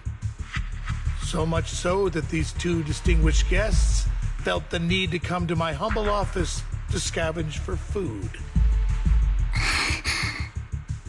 Don't want to come out? Well, after all, you don't have long left. Burton, that greedy idiot, fell for the mayor's trap. But I never expected that he would bring you into my territory. I suppose I should thank him Otherwise, I would have had to go to great lengths to eliminate you. Vivian, Phaethon, give Hugo my regards. Tell him I shall be taking the wealth and power of the Ravenlock family for myself.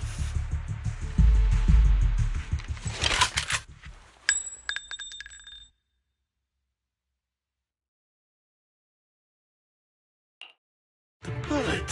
How? Dear Uncle, why must we be so distant with one another? You can just tell me what you want to say directly. Hugo! Impossible! You're... Uncle, you must know a Ravenlock will never stop until they get what they want. Did you really think I would be defeated so soon? When I have yet to trample you into the dirt. You filthy bastard! You only know how to resort to these petty tricks! Petty tricks?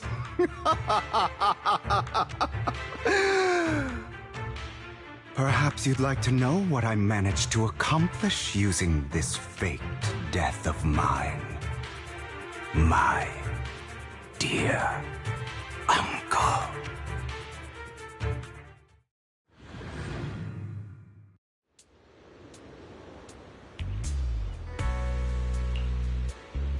Faking my own death. Hope it's all worth the theatrics in the end. It was just to keep Hartman off my back, but maybe I went a little overboard. The manager must be pretty shaken up. I should apologize at some point.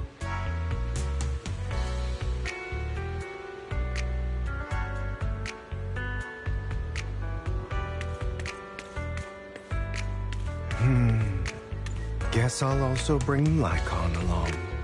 He's my partner in crime, after all. You're late. So strict. Spare me a moment to catch my breath, will you?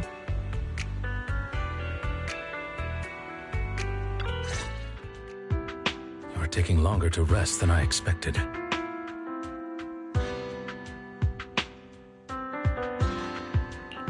Lycon, you think too highly of my physical capabilities. Well, thank you for your cooperation.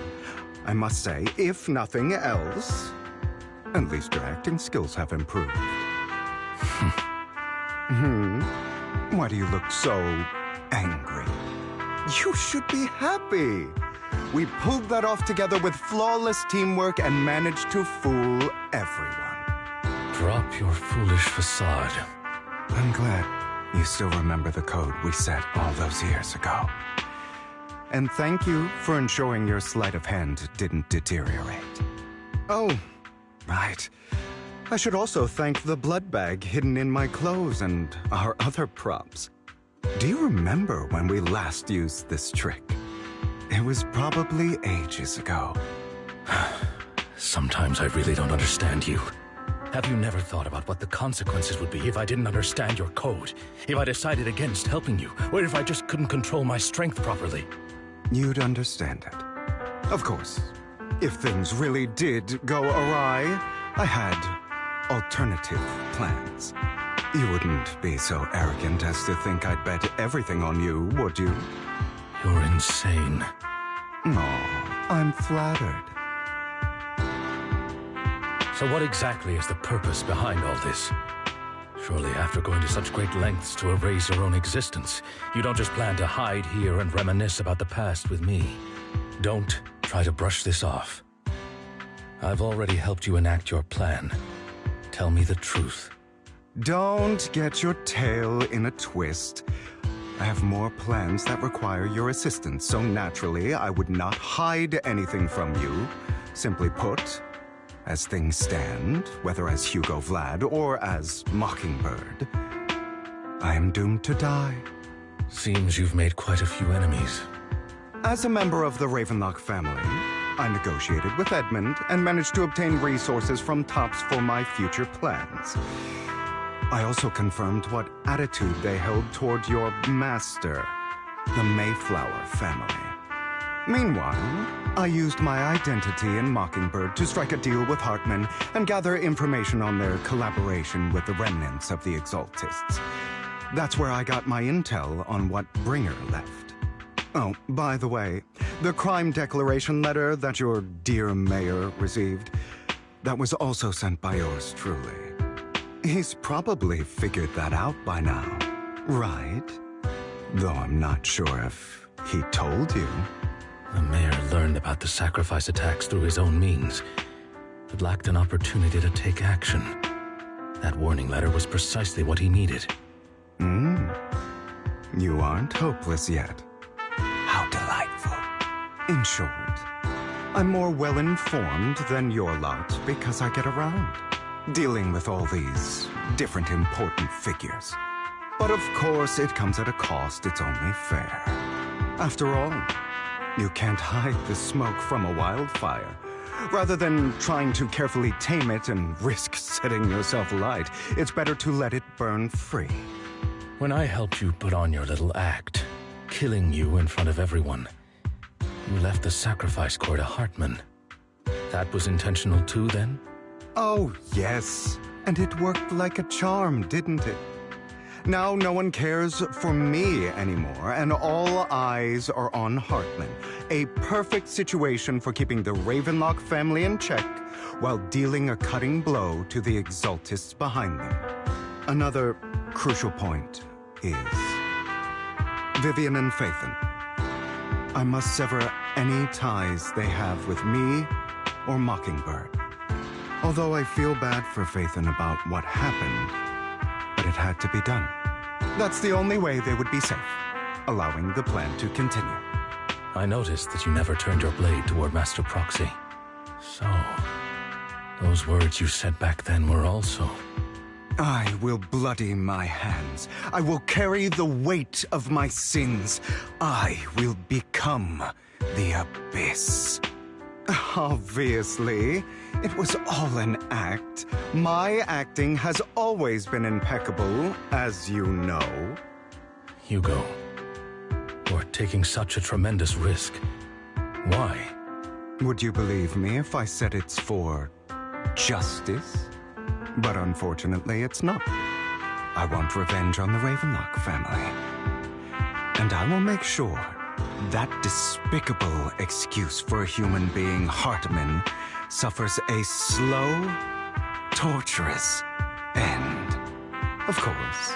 I also promised Vivian that I would help her investigate the whole thing with the Exaltists. That's all. You don't look too good. Is it your wounds? No. This is the first problem I plan to resolve. Lycon, do you have a place that is sufficiently discreet, quiet, and can take a lot of damage?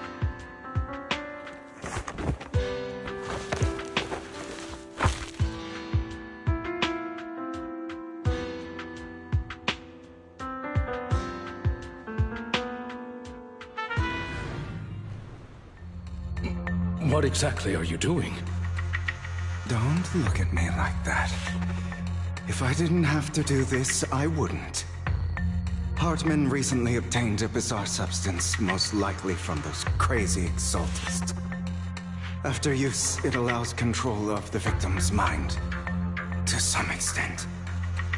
You were dosed with it? To be more precise, Lycon, I deliberately allowed Hartman to put this drug in my cup to facilitate our previous collaboration.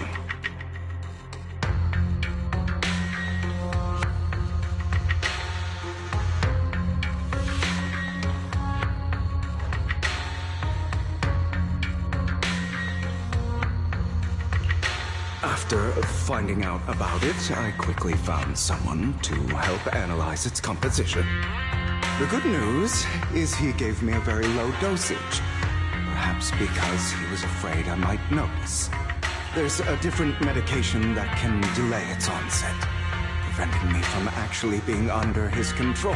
I simply need to put on a show in front of my dear uncle.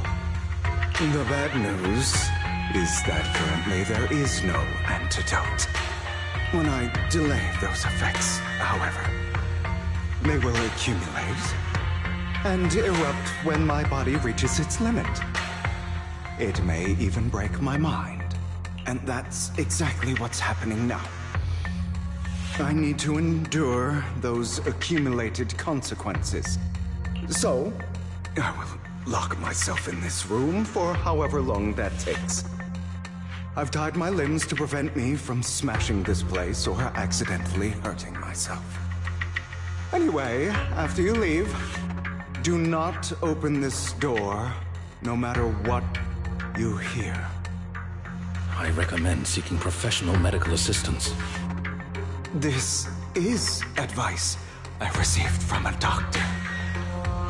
Or are you saying you don't believe I can make it?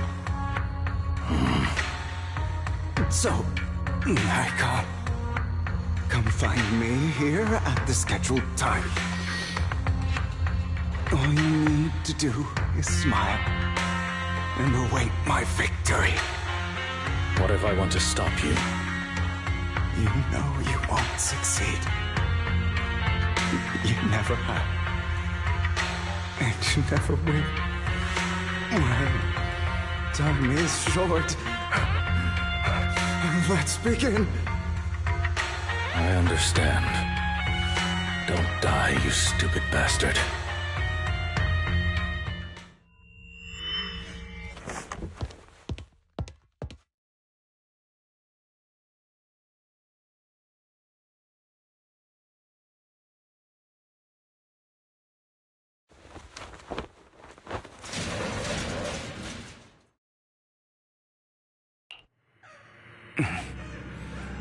Is this because the side effects haven't worn off yet? Lycon's late. I'm surprised. Or is something wrong with time itself? Looks like someone's over there. Might as well go ask.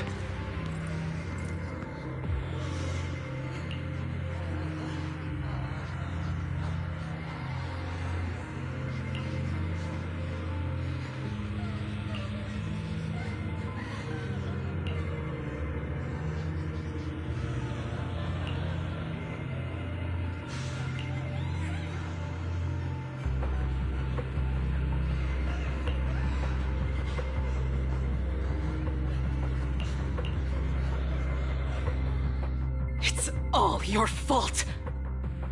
I wish I had never given birth to you!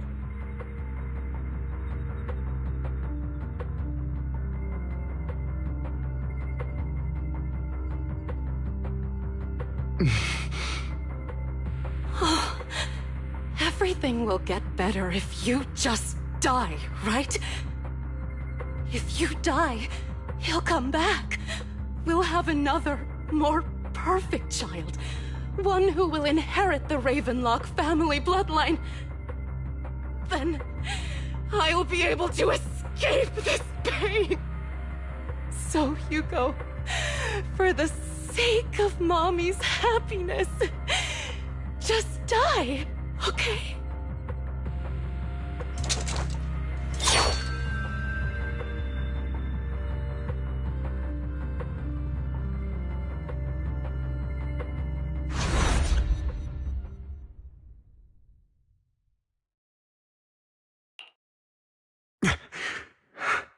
So, I wasn't awake yet after all. That's because you don't want to wake up again. Who are you? I am you. Hidden deep within your heart. Your most true self. You want to kill her, don't you? Your so-called mother.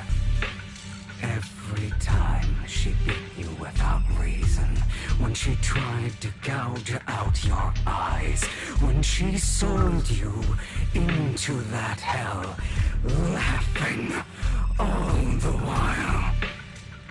You wanted to be the one to end her life. Why not admit your hatred?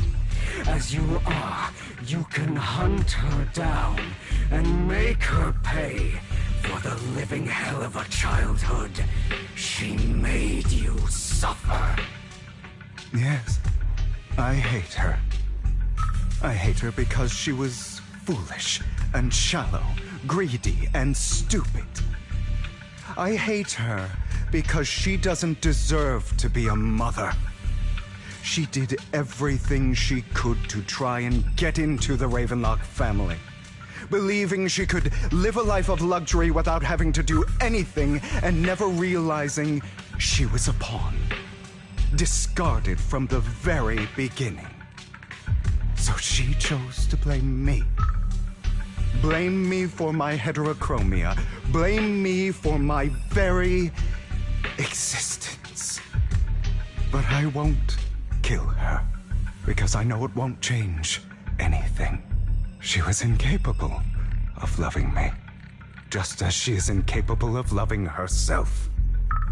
Have you been brainwashed by that dog? Keeping up the act of being some magnanimous and forgiving fool? Don't compare us. I've simply come to understand love or hate. I make my own choices, and they have nothing to do with anyone else. She sold you to the Ravenlock family for a huge sum of money. She used that money to start a new life without you. While she was indulging herself, you were going through hell in the Ravenlock Manor. Does it not torment you? Do you not feel the hatred? Do you not want to demand answers? Kill her. Only by killing her can you be truly free. For a long time, I thought the same way. But now, well, I want to make a different choice. Stop lying to yourself. You never had a choice. This weak-minded thinking will only lead you to failure. Like before, you'll be nothing but a worm, trampled into the dirt by those so-called elites. Do you still not get it? This is how the world is, and always has been. Hesitating will be the victim. If you don't grab your knife first, you'll end up being on the other end of the blade. If you want to change anything, you must first become the one who makes the rules. Just like that woman. The only reason she could treat us that way was because we were weak. So listen to me. Find that woman, kill her, and prove to this world your strength. It's what she deserves. Why forgive them? They don't deserve it. I'm not forgiving them. Or rather, I don't care about them. They don't even matter, at least not yet. You know, perhaps the person I hate the most, the one I truly cannot forgive, has never been someone else, but rather my weak, powerless past self who could do nothing but hide inside a closet and cry. I hate myself for having neither the strength nor the courage to resist. I hate myself for begging for so-called familial love, even after being treated so terribly. I hate that despite the pain of my wounds, I still hope to receive the carrot and not the stick. And that means you, correct? So, I forgive you. I forgive myself. You'll regret this, fool. Your pretty words mean nothing. You will ultimately return here to me.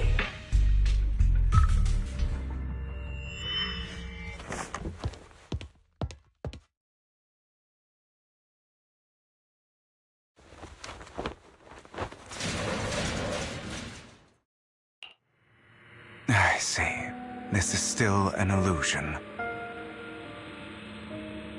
I wonder who's going to show up this time.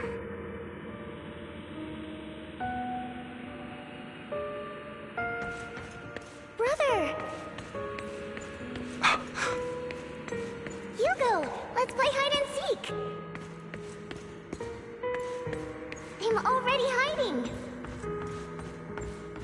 You'll find me, right? Like you always do! Serena. You're looking in the wrong place. I found an even better hiding spot this time. Harder to find than any place you showed me.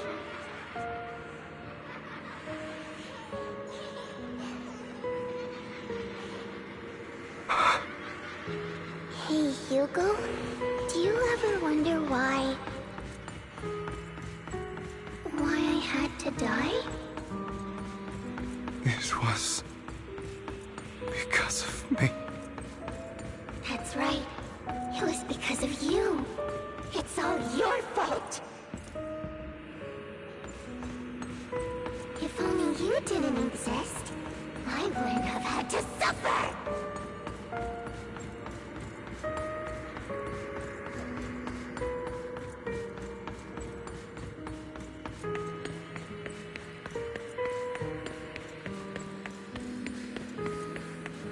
Still looking in the wrong spot. I can't believe you still haven't found me after all this time.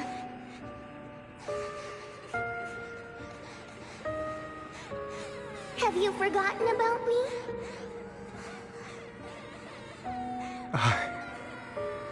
I haven't forgotten. It's okay. I'll forgive you. I'll still be nice to you, just like before.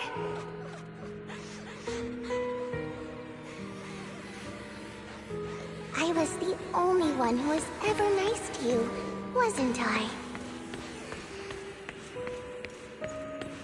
Yes. Then tell me, why do good people always suffer? Why is kindness always punished instead? Tell me, Hugo, why?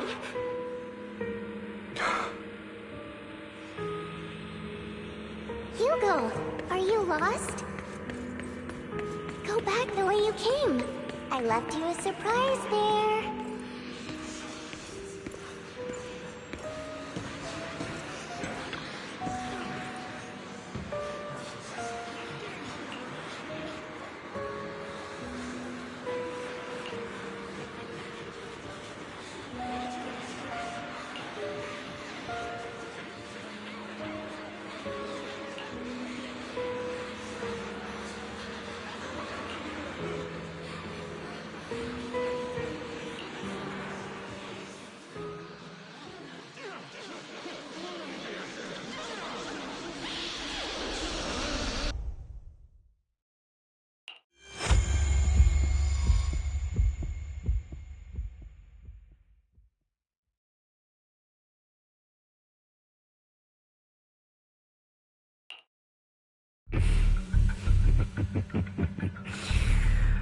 I told you that you would eventually return.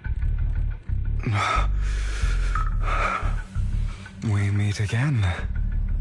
my friend. I told you, I am you. The side of you that you've always tried to deny existed. Of course.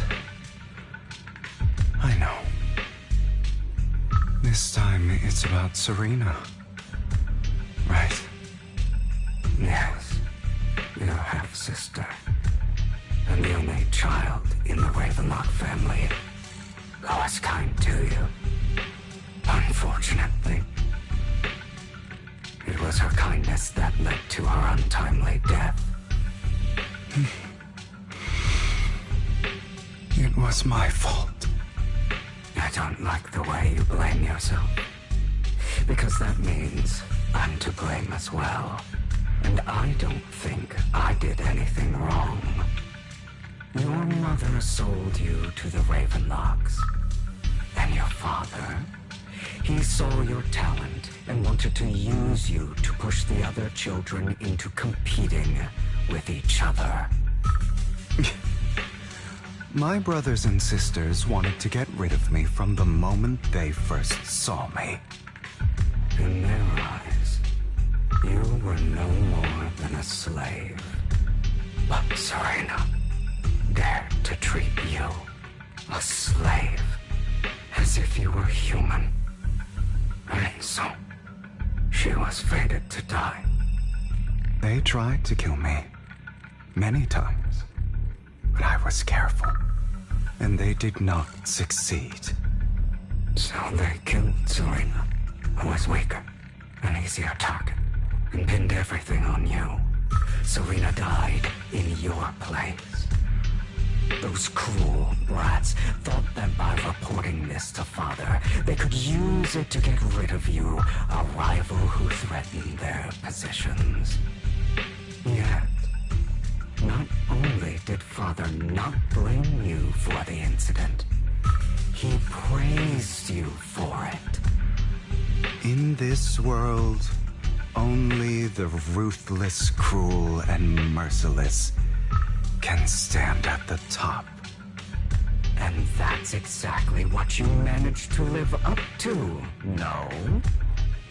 You found a perfect opportunity thereafter to catch the ringleader of the group who framed you and almost beat him to death.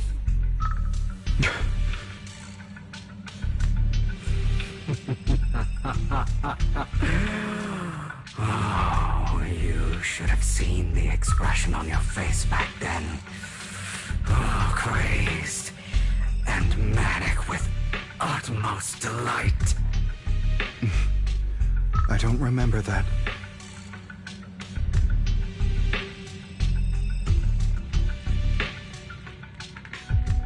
Here you go again, trying to deny your desires. Deep down inside, you've always wondered, asking yourself why these evil people never got the punishment they deserved. Why the world is so unfair. Don't you want to rip them to shreds? Just like that day when you beat that boy's face into the dirt until he was barely recognizable. His disgusting blood staining your fists. Recall your exhilaration, your cathartic release of rage, that outpour of hatred. That victory belongs to you. You deserve it. Those brothers and sisters of mine are all dead. I cannot take revenge against the long deceased. They died by Hartman's hand, dying in the power struggle to become the Ravenlock family's heir, rather than by our scythe. Boring. Boring? I find it hilariously ironic. Children who would murder their own kin for scraps of power, dead at the hand of their uncle who followed their example. Is that not karma? Power struggles pitting kin against each other, betrayal, suspicion, and hatred between people of the same blood. It's like a curse written into the Ravenlock family's genes. Laughably stupid. Don't forget, my dear, that the same blood flows through your veins.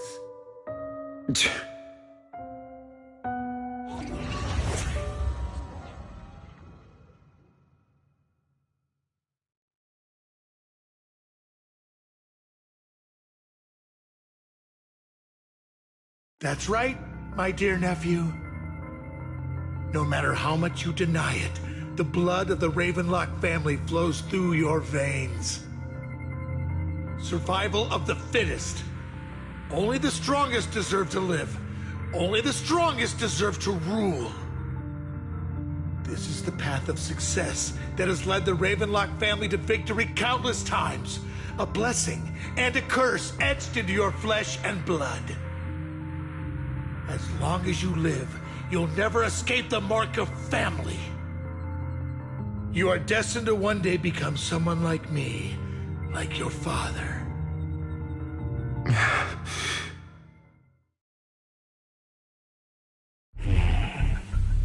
Is that fear I sense? I can see you trembling. Why does the Ravenlock bloodline terrify you so? I won't become like my father. Never. You won't become a failure like him. So relax. Our power eclipses him, and so does our ambition. So, do not deny your own desires. Do not resist your own ambition. This is the talent you were born with. The best gift fate has ever given you. Admit it. Deep within your heart lies a spark, yearning to ignite a raging inferno that will burn everything down. And I am that spark.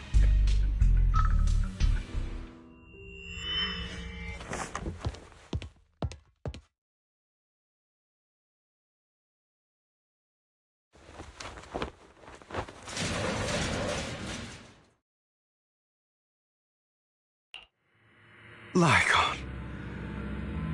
Never thought I'd be this genuinely thankful to see you.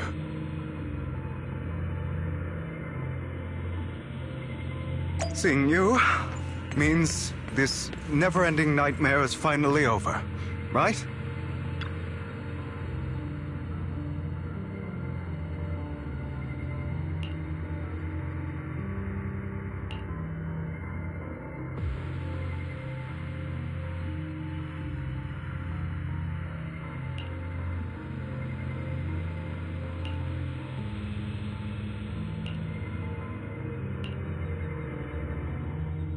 I don't want to hear something like that from you.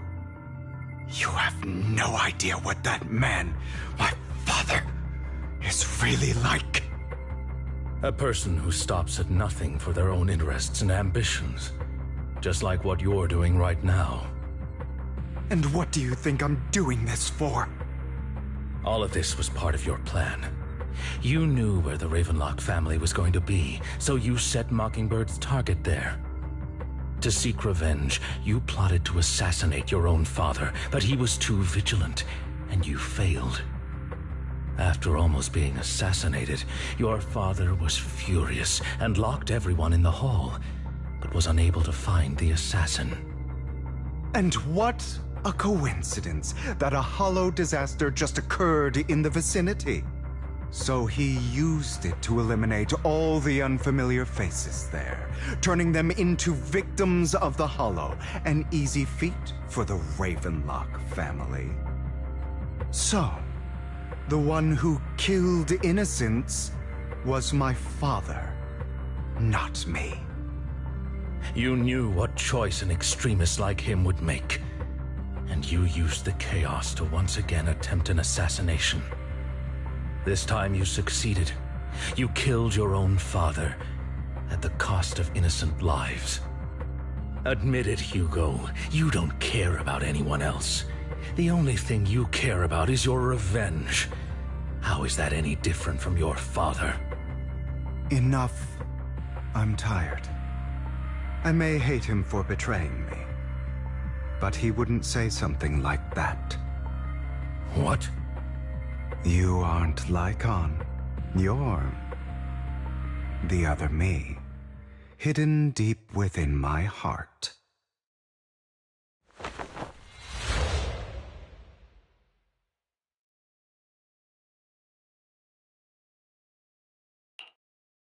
I've been waiting for you, my dear. It seems you've already grown accustomed to this place, even turning the tables on me. Just as you said, you are me, and I am you. There's no such thing as having an advantage over oneself. We are ultimately one and the same, forever inseparable. Then you should know what I want to say.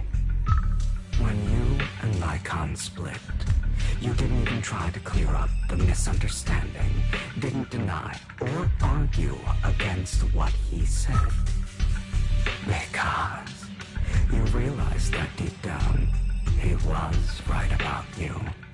You just hadn't acted on it yet. Some people live only to bring more suffering into this world. Sometimes, murder is what brings justice back into this world. For that, I must stain these hands in blood. That's right. Just like what you said before you faked your death.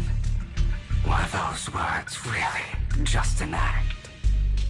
To slay the dragon, you must first become one with sharp claws, rending fangs, and strength enough to destroy anything. You know the truth better than anyone.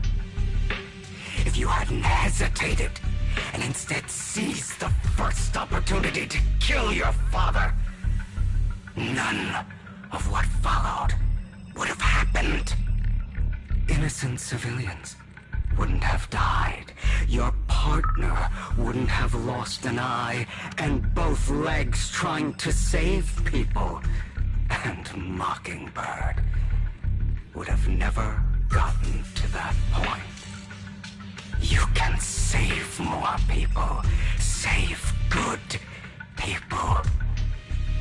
Save more lives than the evil ones you take. I've spent countless hours in regret over that incident. So why not submit to your true nature? You want to be the judge, jury, and executioner of this world. And you can. I wasn't responsible for Father's death. The true mastermind is my uncle, Hartman. His schemes to kill the head of the family were all so he could take control. Mockingbird was simply unlucky enough to get caught up in it.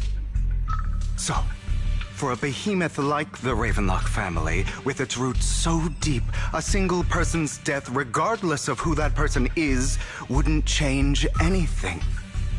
Of course, whether it's Tops, the Mayflower family, or even the entire world, it's actually all the same. I refuse to be dragged down by pointless hatred any longer. You foolish, stubborn idiot. Do you understand the power of hatred? have we not come this far precisely because of it? Or are you going to follow Lycon and Jack's twisted logic? Come on. You don't actually trust anyone? Otherwise, why would you hide this whole scheme of faking your death from them?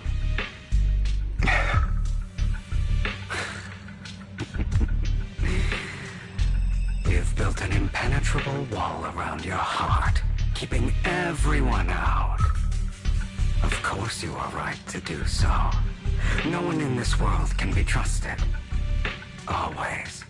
All you'll receive is hatred from your own blood and no love. Suspicion from your companions, and betrayal that comes all too easily. But the most ridiculous thing is that you want them to trust you. You stay silent and long for them to notice your suffering. You yearn for your companion's understanding and trust. Idiot. That's why you are incapable of exploiting them for your own ends. You care about their safety even more than your own. But remember, only the weak need companions. And we are children born from hatred. We are different from them. I will never be like them. And I don't need to be. Come. Let me show you what powers we can wield. But you are me. And I'll never lose to myself.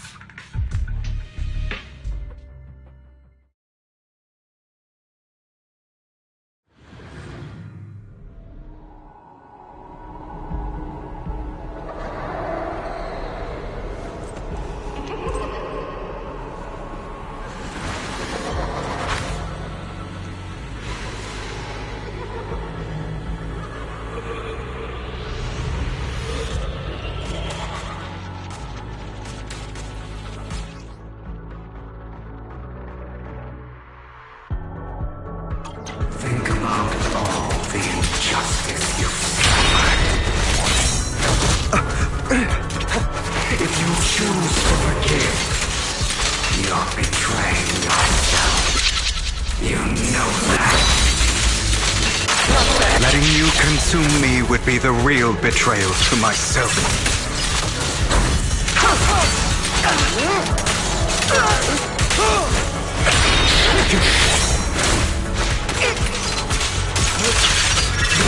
You're just afraid to admit it.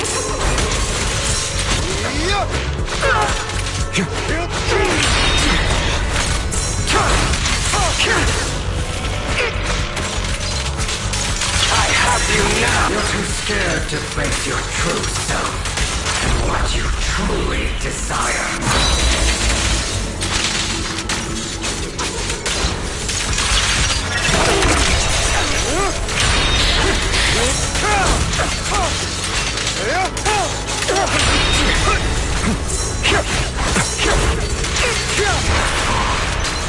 Are you trying to kill me? You think you can just get rid of me? Without me, you are nothing. For what it's worth, thank you. Don't be afraid. You and I are inseparable. You're part of me, just as I am part of you. Fancy words won't change anything. No. It's not just platitudes. I finally understand now. Some pain only fades when it's seen. When it's accepted. So I won't fight you anymore. I won't hate myself anymore. weakness, hatred, malice, strength, forgiveness, justice.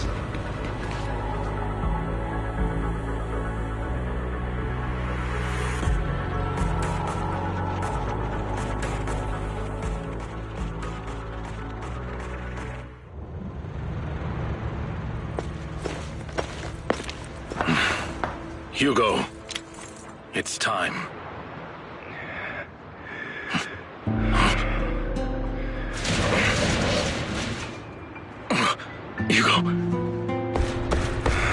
Hugo, you...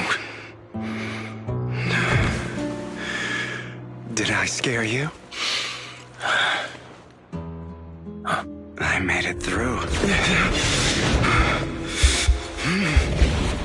I won. No praise for me, my dearest partner.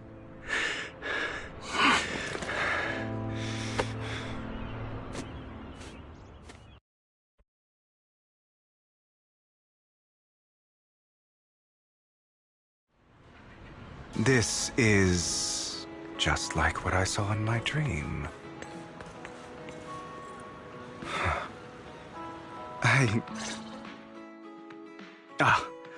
My former partner. You're still as punctual as ever. Are you sure you're fully recovered? How about we fight? And I'll show you how recovered I am. I refuse to fight someone who is in need of medical attention.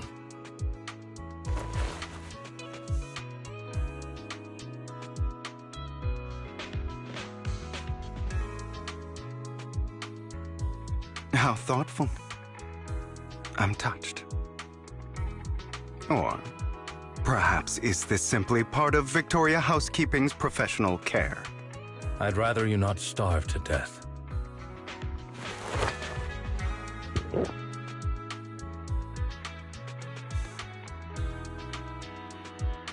Not to your liking.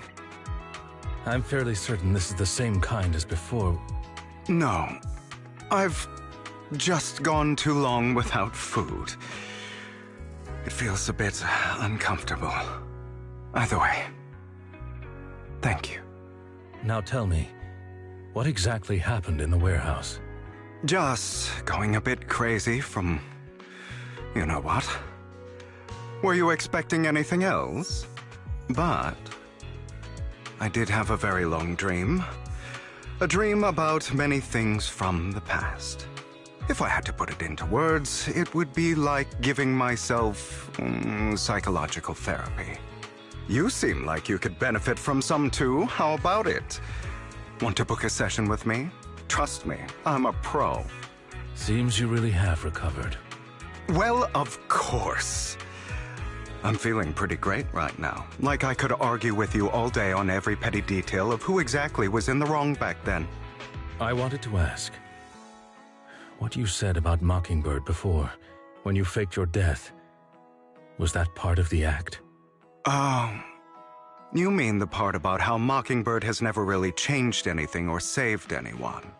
I didn't expect you to still be so hung up on this. Interesting. After all, it was you who chose to betray Mockingbird. To betray me. Just as I said before, I never considered Mockingbird a failure. Perhaps Mockingbird deviated from its origins, but it has its value. You shouldn't reject the things you've done. Or Mockingbird. I have contemplated this before. Yes. Mockingbird has helped some people and has genuinely managed to cause trouble for those who abuse their positions of power for evil. Yet those in high positions still possess immense resources, and the people we helped remain destitute and suffering, willing to become slaves to those in power for scraps. But just as you said, even if what we did was childishly idealistic and flawed, as little as we actually achieved, even the slightest change is by no means meaningless. Nothing holds more value to me than Mockingbird.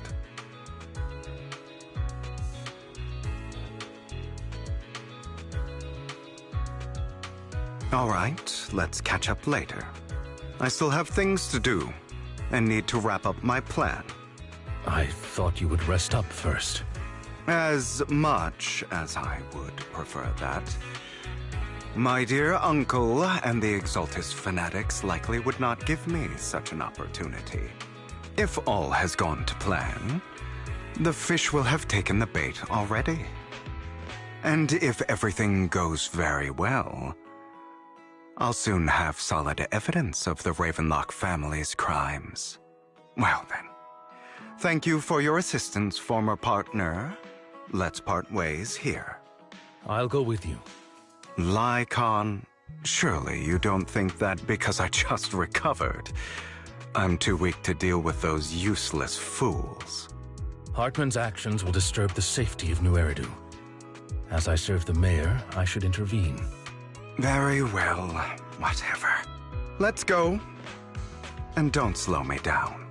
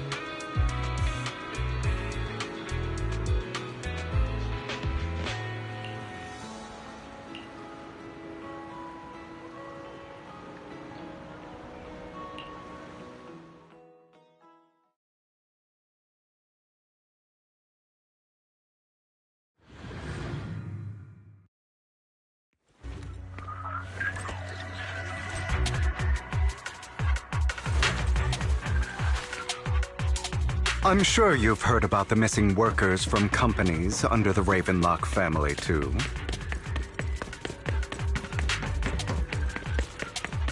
Those are Ravenlock's men. The workers with them are the victims who were tricked into going into the Hollow.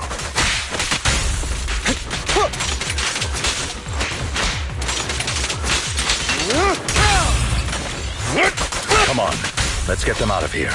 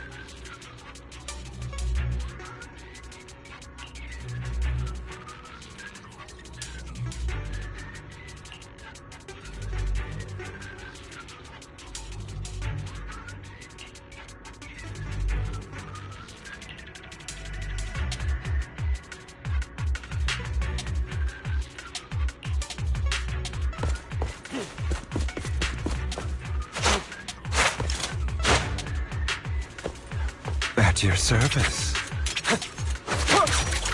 Bunch of nobodies. Swing as hell. Kill them! You're welcome to try.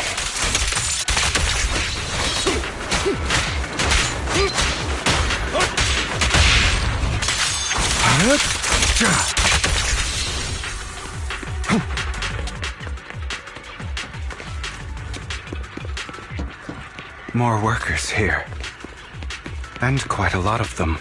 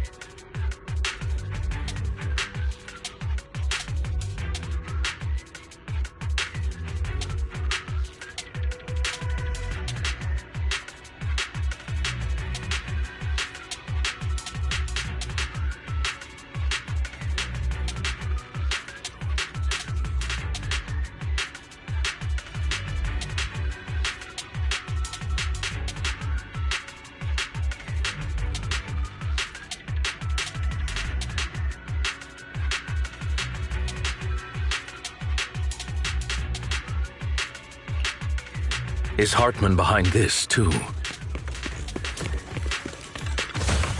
Of course. He threw them into the Hollow like offerings for the Exaltists. To him, those workers are just another resource, no different from the ether his company mines in the Hollow.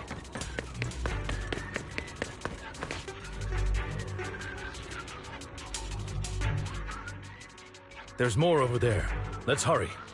It's different this time. Don't rush in. Let's listen in on what they're saying first. I still need more direct evidence to ensure the plan is absolutely foolproof. The compensation you promised, it's all real, right?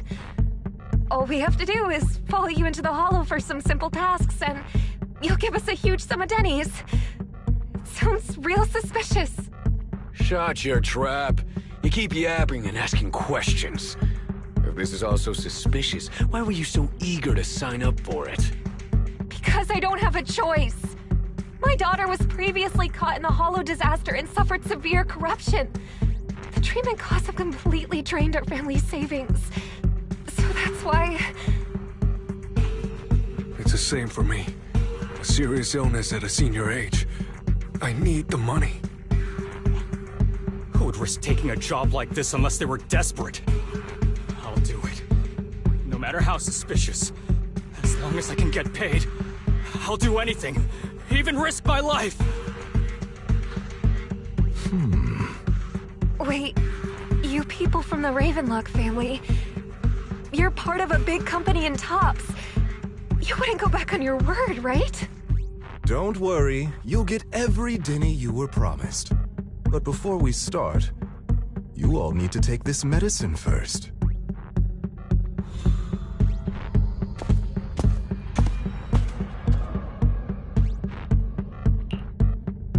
Bro, should we really be doing this already? These workers keep talking. We're wasting time like this. And the sooner they take it, the sooner it'll be over. Consider it an early release for them. What? You didn't say anything about having to take pills before. Look, this is good stuff, all right? It'll increase your ether aptitude. There's tons of people who'd kill for something like this. Exactly! You'll be working in the Hollow for several hours. This is essential medication. You have to take it before we continue. If you refuse, then you can forget about the job. Of course, you won't receive the compensation either. Lycon, what are you doing? Rescuing those workers, of course. There's clearly something off about those pills. We can't let them take them. Now is not the right time. As I said, we need more evidence to ensure the plan works. And as I said many years ago, you can't exploit innocence to achieve your goal. So that's how you see it. If that's not what you want me to think, then explain everything to me. All right. It's a little complicated, but simply put, these workers will be fine. Of course, it's your choice to trust me or not. But if you try to rush in, I will stop you. I trust you.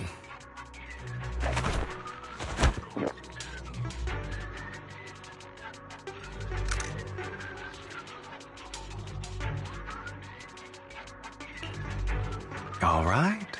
That's the evidence. Now we can go and beat them into the ground as much as you want. Don't forget, you owe me an explanation. Also, don't overdo it and kill them. Even if they're the worst of the Ravenlock family. All right, Your Holiness, Saint Lycon. Who the hell are you? Why don't you take a guess? We're the ones here to stop you.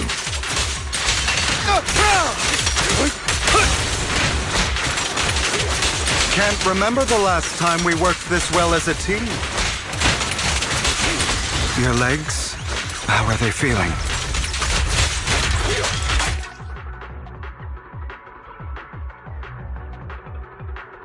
To be honest, I think I prefer the way you used to fight. Repent!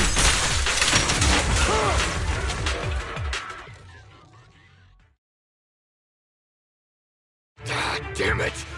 Who the hell are you? How dare you mess with the Ravenlock family? Ravenlock. Savor the name while you can, for it will soon cease to exist. What's that supposed to mean?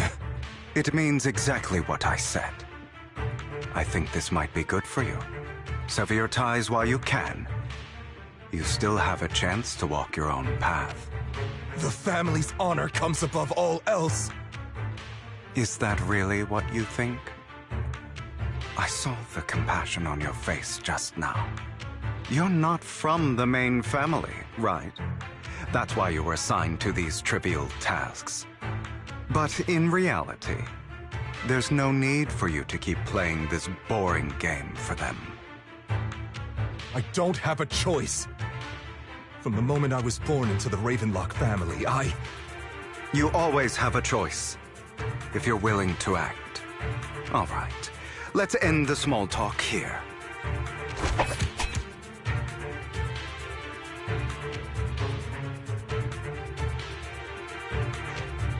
Don't worry, Lycon. I didn't hit them too hard, just enough to keep them quiet.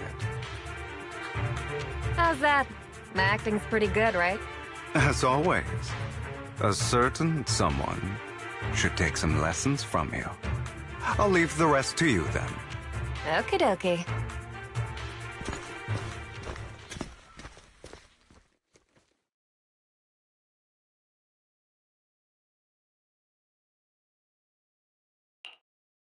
Okay, now can you tell me exactly what's going on here? As you can see, that worker just now was actually an informant of mine. The pills were swapped out with vitamin tablets. Outside of this batch, some workers have already taken the actual substance Hartman has. But rest assured, the antidote for it is already in development. I found the best in the field to help, and with the data I collected before, we should have results soon. I wanted to ask. The reason you decided to lock yourself in a room and endure the effects of the drug, besides getting evidence, it was also to collect data on this drug in order to create an antidote, correct? It seems you're not completely beyond hope. I thought you were just being stubborn. Sometimes I wonder if you know me at all. Then, I have one last question. Why did you never tell me any of this back then? The truth is, I heard everything. That entire conversation between you and Jack. Before he passed away in that small attic. When Jack called you aside and gave you those warnings. When he told me you might go down the wrong path? That's right. You never said anything. What would I even do? Scream and rage over your suspicions, or get on my knees and beg for you to trust me? You know there's no way I'd allow myself to do such a thing. Besides, back then, even I was confused about myself. Jack, he... It's all in the past. You don't need to explain anything to me. Enough. We should get going. If we're going to reminisce over the past, we should find a more suitable location.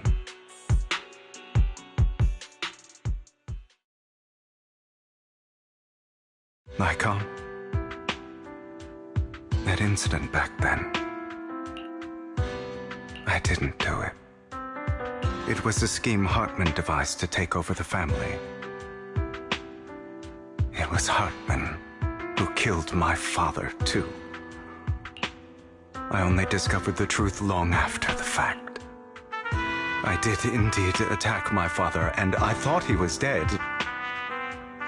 But he wasn't. I couldn't kill him. And even before that, if I hadn't hesitated, none of what followed would have happened. Even now, I still think they deserve death. But I no longer care to personally deliver that fate. They're beneath me. And I have more important things to do. You? I know we may never agree on that point, Lycon. I once wanted to fight against those ugly truths that defined me, but I discovered that the more I rejected them, the more painful it became. So I could only accept that crazed, hateful, and malicious side of myself. As long as I know I will never become like my father, like Hartman, that is enough for me. You've changed, but I think that might be a good thing. Don't patronize me. You've changed a lot too, compared to before. I still disagree with Jack's words, and I won't forgive your betrayal. I will walk the path I believe is right, even if I must tread over thorns and through the mud. But I will also allow you to walk your own path, Lycon. Should I say thank you? You're welcome. Come to think of it, we haven't talked about your legs and eye. It was just an accident, not your fault. I'm doing well now. I hope you are too. On the contrary, perhaps I should be the one apologizing. I misjudged you. I used to think you wanted power, that everything you did was for your own ambitions. I thought you wanted the power to pass judgment on all in this world like a god. I am a god. I am my own god. Or you could say that in this world, everyone is their own god. There are many things that we are powerless to change. But there are also many choices we can make. Just as I said before, I am the only one who can kill me or save me. I'm glad you think that way. Let's go. I still have one last thing to do. To witness the end of Ravenlock.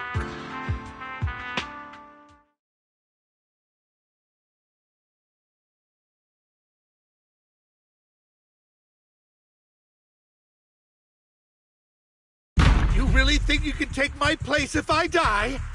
Never, you filthy bastard! Your little tricks mean nothing. As long as the Ravenlock family stands, I can still get back on my feet. You still don't get it, do you? This was never about avenging my father. And I don't care about taking your place. I didn't come this far just to kill you. That'd be pathetic. Right on cue. Why don't you take a look at this, Uncle? On behalf of TOPS, I'd like to clarify that we had no involvement in the Ravenlock family's actions. TOPS is officially terminating all partnerships with the Ravenlock family, effective immediately. We will have no further affiliation with them. Are you crazy? What the hell do you get out of ruining the Ravenlocks? You want to be a petty thief forever? Thief? Oh, Uncle. Allow me to reintroduce myself.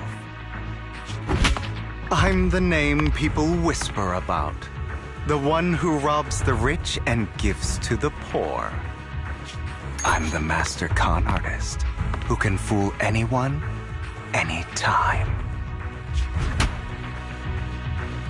I'm the leader of Mockingbird. The one who turns every headline into my own stage. I have friends who'd catch me if I fall, partners who'd shed tears for me, and allies who always have my back. I am Hugo Vlad. You're the one who needs the Ravenlock name. I never did. You ungrateful bastard! You should have never been born. You flatter me. Same goes for you, Uncle.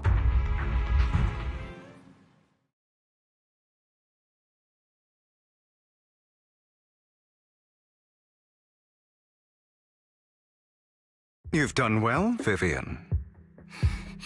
You had better give me an explanation. And here I thought this would be a touching reunion. What's with all the anger? Hugo, I'm a member of Mockingbird too, and I mourned your death. Listen, Vivian. I don't want you or the people you cherish to get caught up in danger because of me. I've always been selfish, so I don't hesitate to use you all as variables in my plans. But it is because I am selfish that I also don't want my failures to affect my treasured companions. In any case, if you were in the same position, would you not make the same decisions? Lycon's taking care of everything outside. We should go.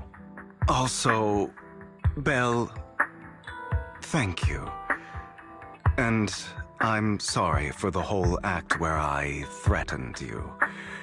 It was the only way for Hartman to drop his guard against you and leave you be. I, Hugo Vlad, am forever indebted to you.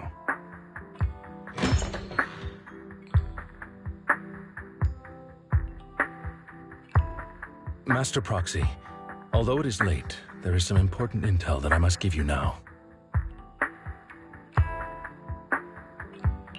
So, Lycon, you knew about Hugo's plan to fake his death?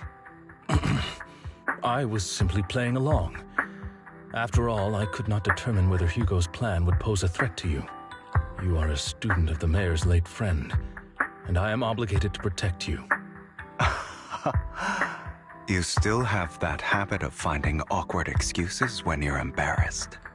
Mr. Hugo Vlad, if you have any important intelligence to share, please do so with haste. I need to return to rest before midnight.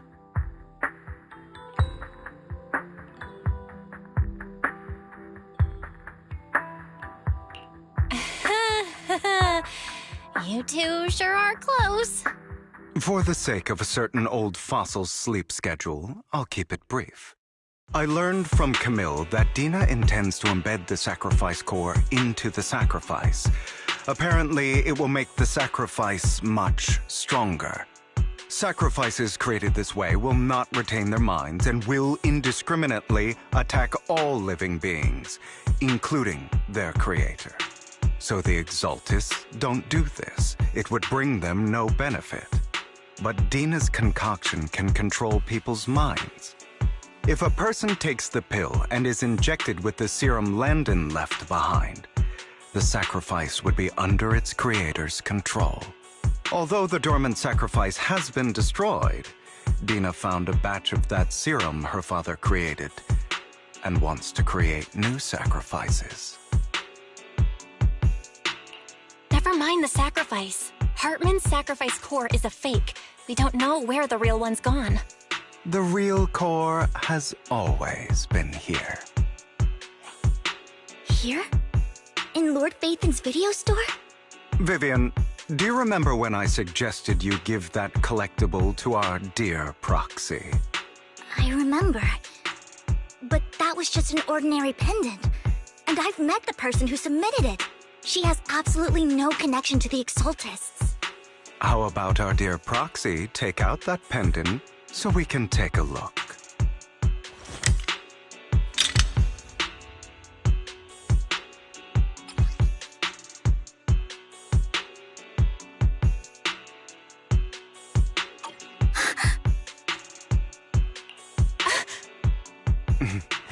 I'll take your surprised expressions as a compliment for my little trick. I will hand over this core to the mayor as agreed. Since he fulfilled his promise to protect Vivian and the manager while I was pretending to be dead, I won't go back on my promises. No wonder the mayor would promote rhetoric favorable to Mockingbird. I can't believe I thought he was actually being sincere. Since we have the sacrifice core, all we have to do now is stop Dina from using innocent people to make more sacrifices. Yes, and we need to destroy the last batch of Landon's serum. Hopefully with no options left, Dina will give up her obsession. All right, that's the important stuff. I'm going to go and confirm where Landon's serum's been stashed. I'll contact you again once I have something.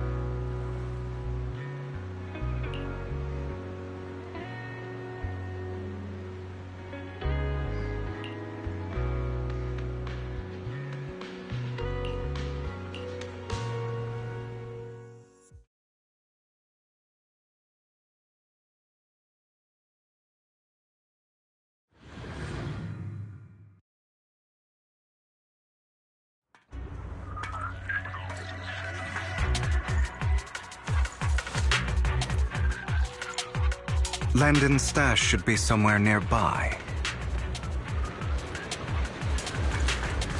I did some digging. Some of the missing workers were brought here too.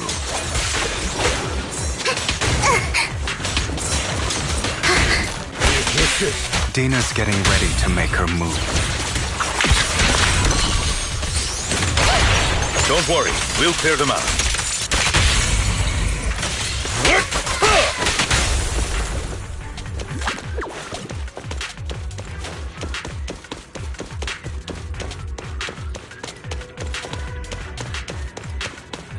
They're trying to destroy the goods!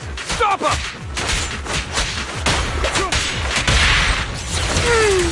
We need to take care of the guards first.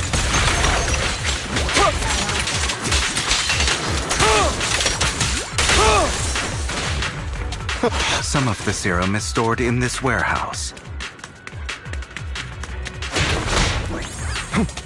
You're not taking anything from here! Hugo, get the guards first.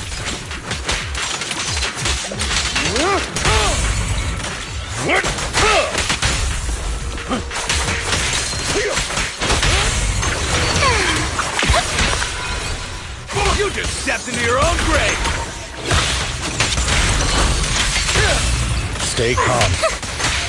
Fools.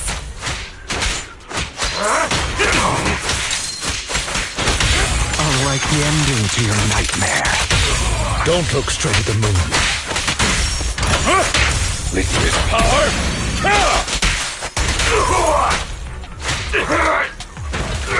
I'll take you. Eat this!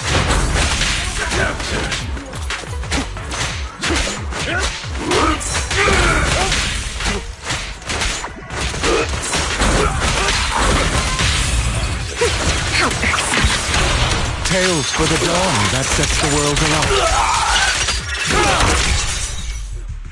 More of Landon's serum survives than expected. Fortunately, since they're still here, it means Dina hasn't executed the final step of her plan. There's likely a lot more stashed around here, and we have yet to locate the missing people. Our actions here won't go unnoticed. Perhaps they're making plans to deal with us on their side. With Landon and Dina's concoctions combined, she may be capable of creating a sacrifice that obeys her. If it comes to that, this will get far more troublesome. How about we split up? Hugo and Lycon will destroy what remains of the substance around here, and Vivian and I will go search elsewhere. Very well. Let's go with your plan. But be careful if you encounter Dina and her people.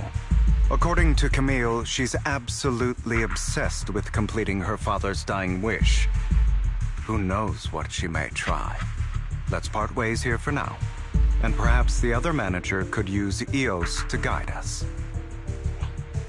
Sure. I've been feeling better these past few days, so just follow me. It's only now that I realize how fortunate we are to have two Lord Faithins. Although, I feel like our work's doubled. In the past, Belle and I would only ever work on the same route. Greater power means more responsibility. And in any case, I'm sure the mayor would be able to provide double compensation. He's a very generous person, after all. Right, Lycon? I will request additional compensation from the mayor. Compensation is just one aspect. It's one thing with Belle being in the Hollow in person, but now with us working on separate routes, I can't help but worry even more for her safety. Oh, but I trust in your abilities. I'm just not quite used to this.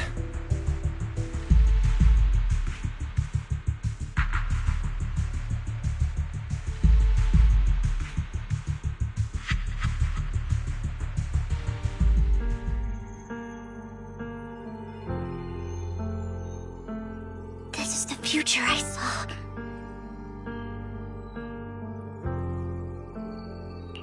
Lord Pathan.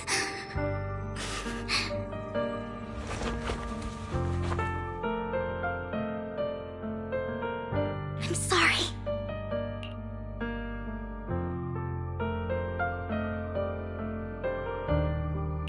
This time, I will make sure the future I saw does not come to pass. I don't want to bring you misfortune.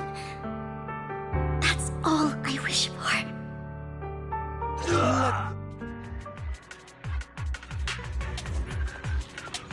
Fool! Leave this to me, Lord Phaethon!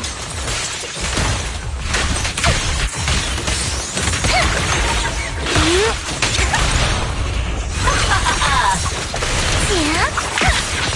Worms belong in this jungle. Notice me, Lord Phaethon!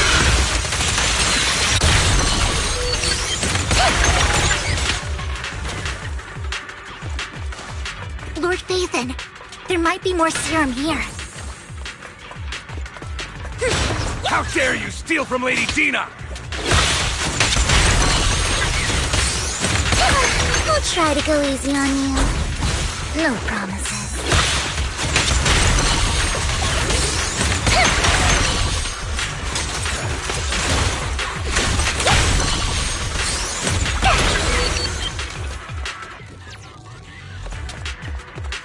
There are containers by the fissure.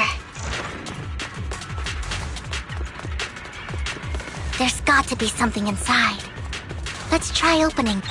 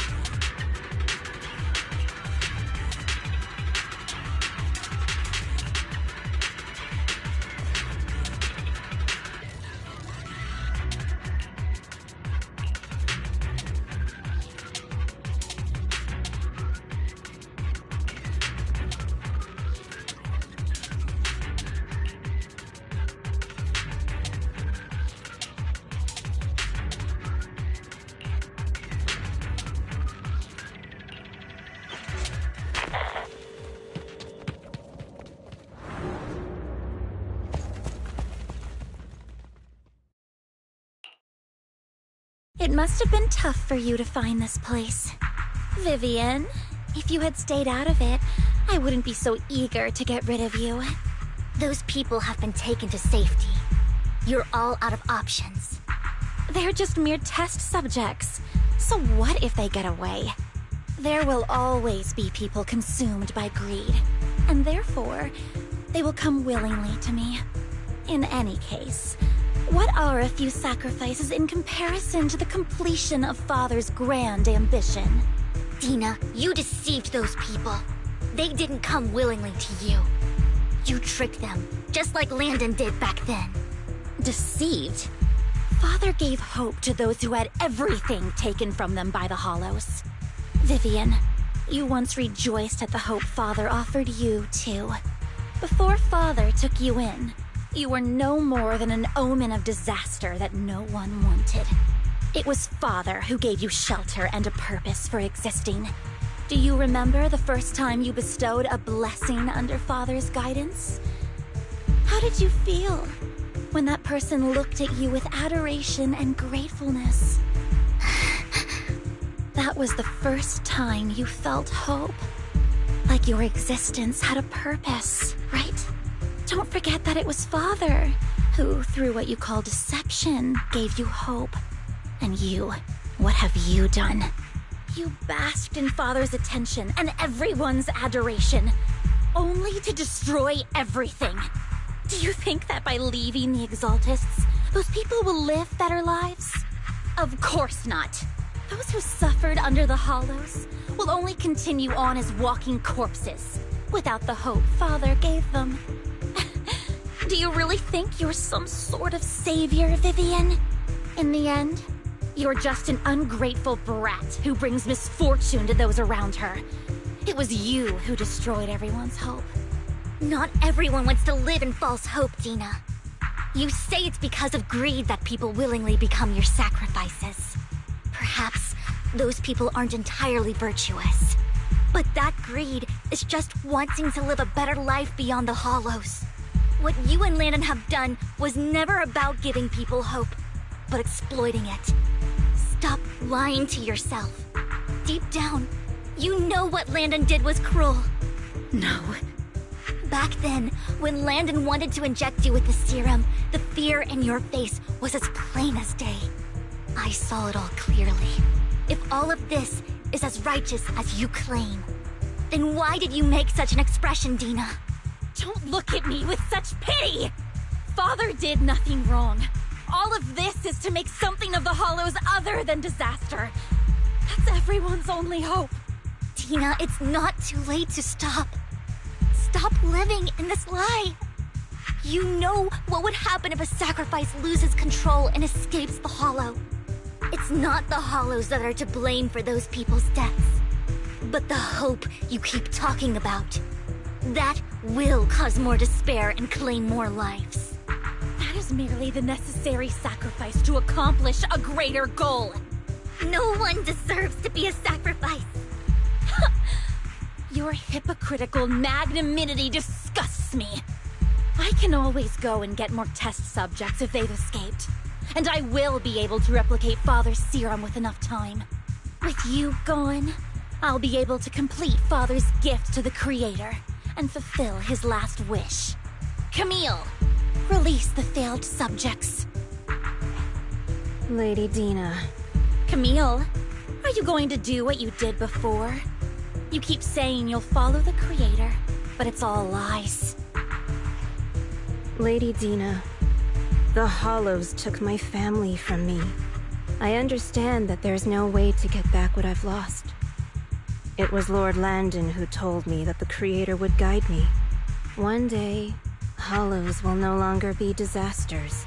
Everyone will be able to survive inside them. I look forward to the day when this hope becomes reality. I watched you grow up, and I know that you've always looked up to your father.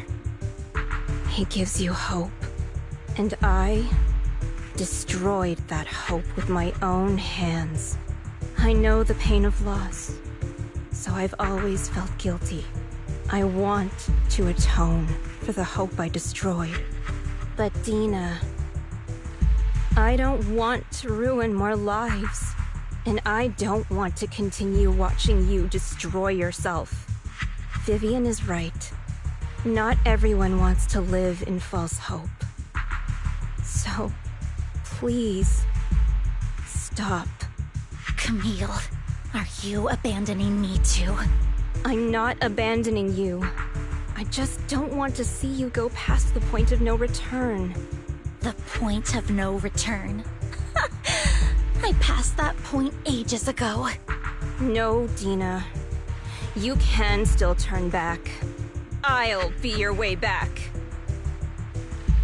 Where are you going, Camille? I made a deal with Hugo and the mayor. If someone needs to take the fall for this, let it be me. I did it. All of it. I've been forcing Landon's only daughter, Dina, to research how to create sacrifices. I colluded with the Ravenlock family for my own gain. Everything Dina did was under duress.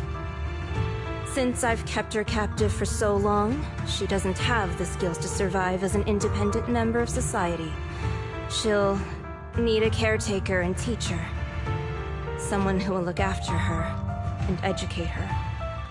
No! I refuse, Camille! I refuse to accept this! Dina, I'm going to dispose of those failed subjects. I won't allow it! You'll die! I won't allow it! You can't leave me. I command you! You've always followed my orders, and you will follow them now! It wasn't your orders that I've been following. My younger sister, who was stolen from me by the Hollows, also had such beautiful red hair. When Landon told me the Creator could bring me hope, you were standing there, right behind him. I was certain, then and there, that this was the hope the Creator had given me. Start over, Dina. You still have so long, so much time. You'll make friends, find people who love you, and make many beautiful memories.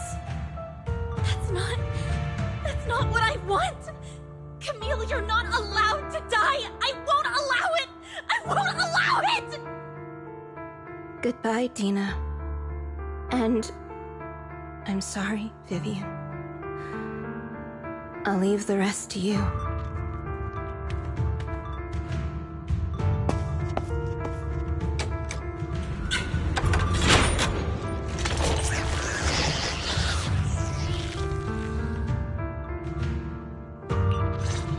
Take out these ethereals first.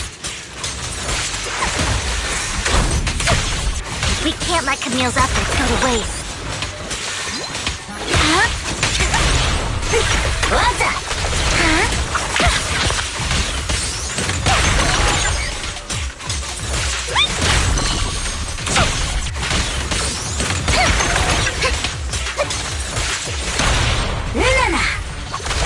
Yeah?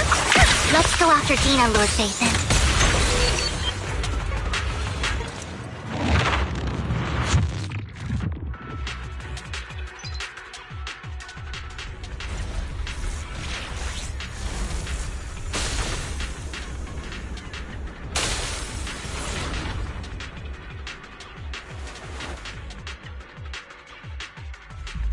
Are you satisfied now, Vivian? You were the one who brought yourself to this point. You're saying this is all my fault. Losing my father, losing Camille. I wish you had never come into my life. At first, when Father brought you home, I was happy. There are so many Exaltists, yet Father never allowed me to get too close with any of them. I never had any friends either. But when Father brought you back, he told me to take good care of you, that you were my first friend. I was also so happy the first time you took my place in helping Father select a person to receive the blessing, because it meant you were different from all those other people. You could stay with me. But soon, I grew jealous. You took the attention that should have belonged to me. You even took Father's love from me. It's only because of my ability that Landon... I know, but... Vivian, jealousy is something you cannot control. Of course, the same goes for fear and hatred. I was terrified that one day you would look at me and shed tears. I knew if that day ever came, Father would not hesitate to force the blessing upon me. And when that day did come, I hated you for causing my father's death. Tina, you knew everything about what happened back then, so... why are you still defending Landon? And why didn't you tell me back then? If I had known earlier, maybe I could have found a way. Because it's the only thing that makes me more special than you, no? It proves I had Father's trust. I was more useful to him. Vivian, you said you wandered without a home ever since you were young, hated by anyone you encountered. You were happy to gain recognition from everyone and help Father when you were among the Exaltists. But in the end, you discovered you were being used, so you felt betrayed and hurt. Then, what about me? All I ever had was my father. I've never known a life outside of the Exaltists. Ever since I was young, my only purpose was to help Father select who was to be blessed. The only purpose I had was my father and the Exaltists. I've never been taught anything else, Vivian. It is what little value I have, and have ever had. In the end, you took even that from me, and completely destroyed it. You think you're doing good and fighting evil. You've only managed to affect a small part of your world. But have you ever wondered if maybe that's all there is to my world? I never wanted to hurt you. You were also my first friend. And that's why I wanted to save you back then. Save me? You and Camille all talk about saving me. Why don't you understand? To me, loss is so much more painful than death. Tina, you can start over. Everything Camille did was so you could live on. Let's leave the Hollow together.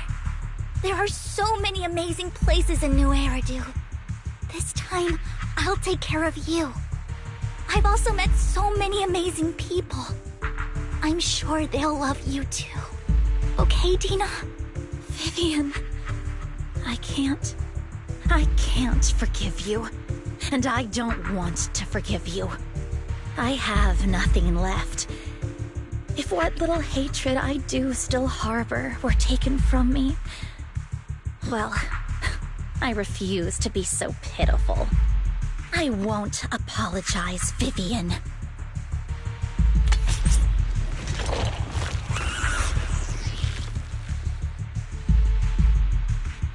I don't want to hate myself, so I can only hate you for killing my father, and hate Camille for leaving me. That's just the kind of person I am. Hateful and despicable. I refuse to owe anyone anything. I refuse to feel regret. I won't. Vivian, I will keep hating you. I will take all who are precious to you. I will also hate Camille, so I won't do as she wished and start a new life. Vivian, if you had never existed, if I had never, you would be... Lord Phaethon, please do not interfere. She was my first friend. I'm going to bid her farewell.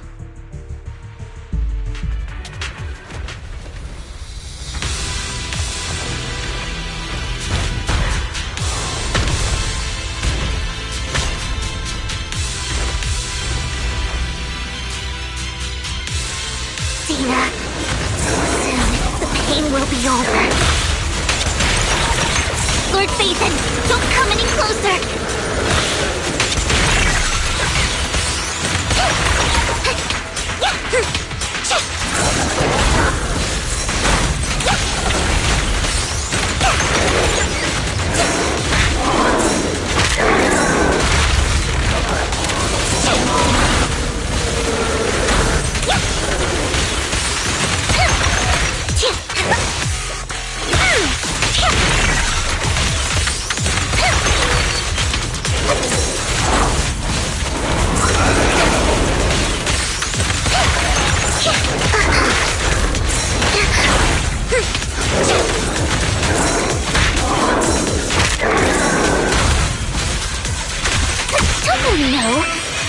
frustrating but pain.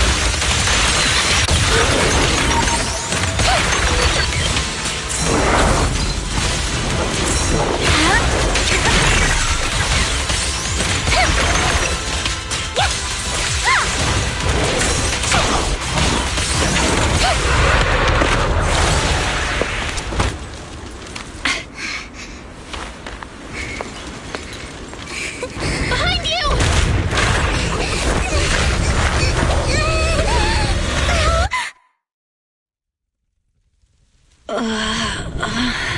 What happened? What the?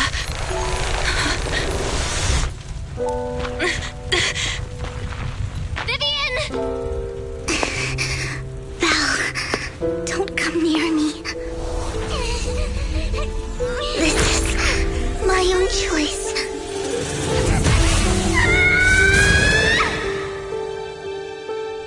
I will change the fate I saw. Vivian! I just want you to remember me when I looked my best. Vivian! Vivian, your body. I'm sorry you had to see me like this, but I don't want to be the one that only brings misfortune anymore. No, please. No. It's so warm, and the night is beautiful.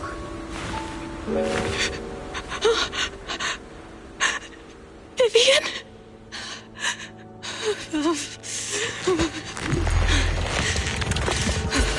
No. It can't end like this.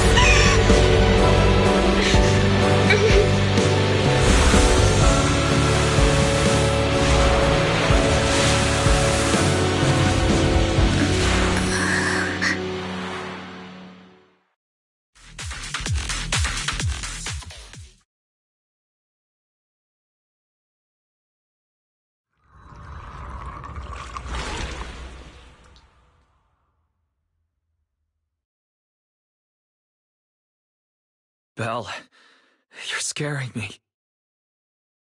Belle, I'm so glad you're awake. What happened? I remember Vivian and I... Wait, where's Vivian? She injected herself with Landon's serum. Hugo and Lycon brought you out of the hollow. You were in a coma and... I'm so glad you're safe. And you said Vivian used the serum on herself? But she looked fine to me, barring a couple of scratches. Hugo sent a message earlier saying he got her checked over, and she was alright. Can you recall what happened? The situation was dire, so Vivian used the serum on herself to defeat the ethereals. I saw the crystallization process starting to occur. And then I can't describe it, but I think I saw something. At the time, all I was thinking about was wanting to remove the crystals from Vivian. I don't even know what I did. But then I passed out, I guess. What happened after that? When I led Hugo and Lycon there, it was just you and Vivian lying on the ground. We didn't see anything else. Never mind that for now. Belle, do you feel any discomfort? Just a bit dizzy. For tonight, just get some rest. Hugo and Vivian said they'll come over tomorrow, so we'll discuss everything then. Okay. Good night, then.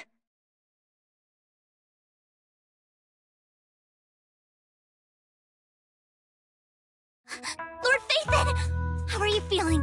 No headaches? Leg pains? Heart palpitations? Loss of appetite? Vivian? I was just so worried. Sorry. Anyway, Lord Phaethon, I'm so glad you're okay. What happened this time was all my fault.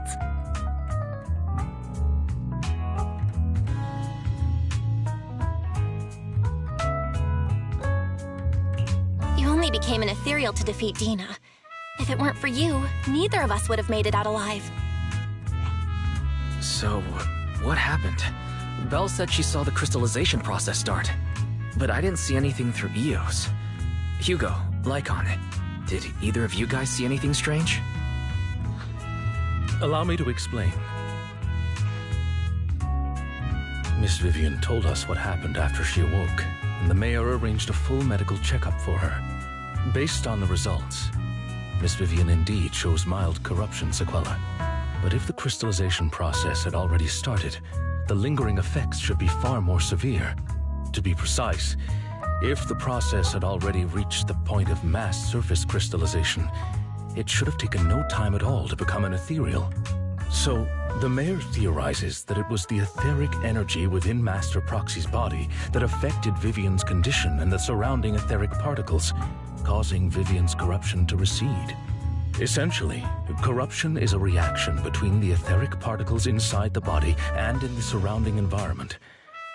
Therefore, it's not necessarily irreversible, just that currently our mainstream method of defense is prevention. How come I didn't know I had this ability? How's it even possible for me to influence other people's etheric particles? That makes it sound like I can manipulate etheric energy at will. Master Proxy, you are special. This is a gift your teacher left you. Our teacher? So this has to do with her? I don't know all the details, so I cannot explain everything to you. My apologies. However, Miss Yixuan might be able to answer some of your questions. She will visit you sometime soon, so please feel free to ask her any questions you may have. She has quite an eccentric personality. If she causes you any inconvenience,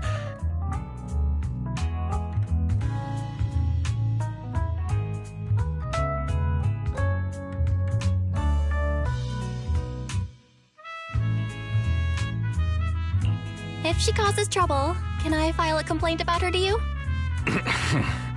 Master Proxy, you have always been a people person, so I trust you will handle things just fine.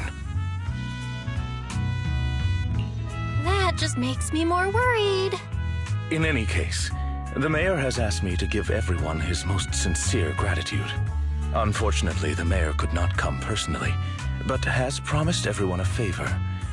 Provided it's within his means, he will offer his unconditional assistance once. There is no time limit on this favor. Unconditional, What if I wanted his position as mayor? If that is what you desire, then the mayor and his subordinates will be first in line to vote for you in the next election. As for the other votes, you'll have to work for them on your own. But should you assume office, I hope you take full responsibility for handling all day-to-day matters and lead by example. By sheer happenstance, the mayor has provided you with a copy of his current assignment, the City Waste Sorting and Processing proposal. Old fox. Well, can I request Lord Phaethon's? The mayor imagined you might ask. I have prepared all the necessary documents, and the ceremony expenses will be covered by the mayor as a gift. As long as Master Proxy agrees, we can sign and process the documents immediately. But this matter requires mutual consent and cannot involve coercion, confinement, or one party's lack of consciousness. Stop! I would never do that to Lord Phaethon! Probably. At least not today. As for you, Master Proxies, the mayor has some sense of what you desire. That said, he hopes you might speak with Miss Yixuan first before you decide the timing of that favor.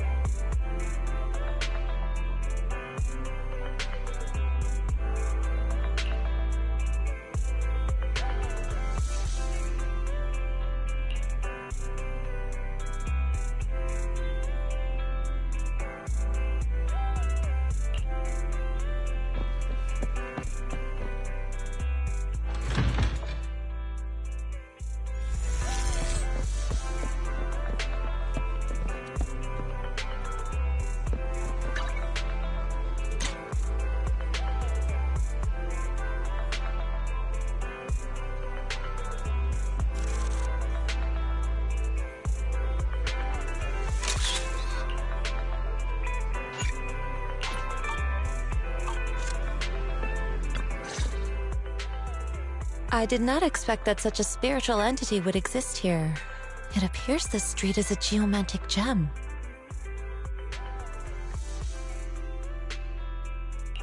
A spiritual entity? His name is Howl, and I guess you could say he's a neighbor of mine. Is there something special about him? No, I was simply a bit surprised. It's rare to find such an intelligent individual of this breed. Even huskies can be really smart. Howl is proof. You're right. Yet, being overly intelligent comes at a price.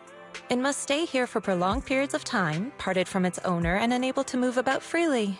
Both a blessing and a curse. However, it seems quite happy. We've strayed a bit off topic. Since you're back, let's discuss our partnership.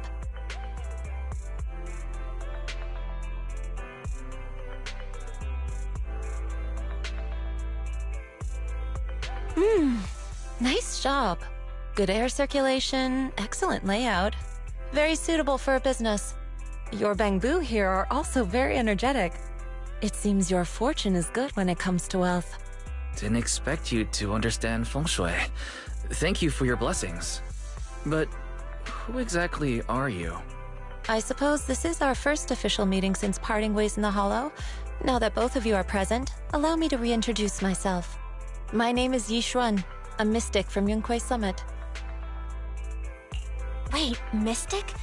Like those people in movies who can tell your fortune and go around blessing people? This is my first time meeting one in real life. But what's Yunquei Summit? Just an ordinary sect of the mystic arts. Our disciples travel all across New Eridu and sometimes collaborate with authorities. Currently, I'm affiliated with the Hollow Investigative Association. Right now, however, I'm here to discuss a partnership in the name of the Mayflowers. So, what sort of partnership are we talking about? I have reviewed the documents provided by the Mayflowers. You previously underwent an implant surgery. After recent adjustments, abnormalities occurred. These abnormalities bear resemblance to the craft practiced by us at Yunquei Summit. If you are willing, I can teach you how to better control your abilities. To better control my abilities?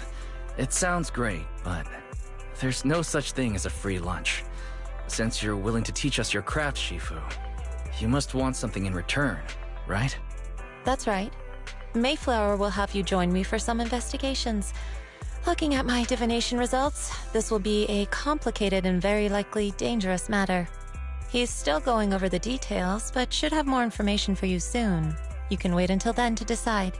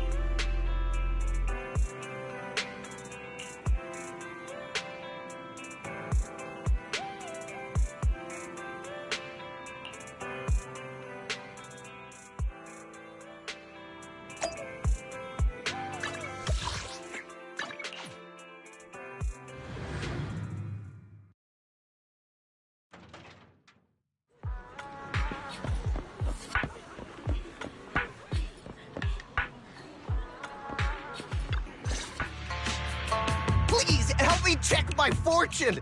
Here's my pop. Look, doesn't this thick wealth line mean I'm about to strike it rich? I've looked it over, and your fortune is decent. Huh? You barely looked at it, and you're already done? You have good fortune. What? You don't believe me? I do. Thank you so much. Next, it's my turn. Hey, wait, hey, quit cutting in line. So, this is where you were. Who are all these people? You're here, Belle? I decided to take a break. I didn't expect so many people to come seeking my divination services. Don't worry, I need no more than a simple spell to solve this matter. Fortune-telling services is 10,000 dennies per session.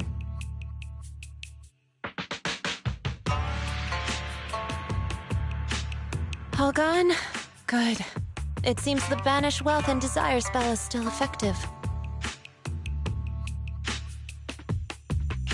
Banish wealth and desire?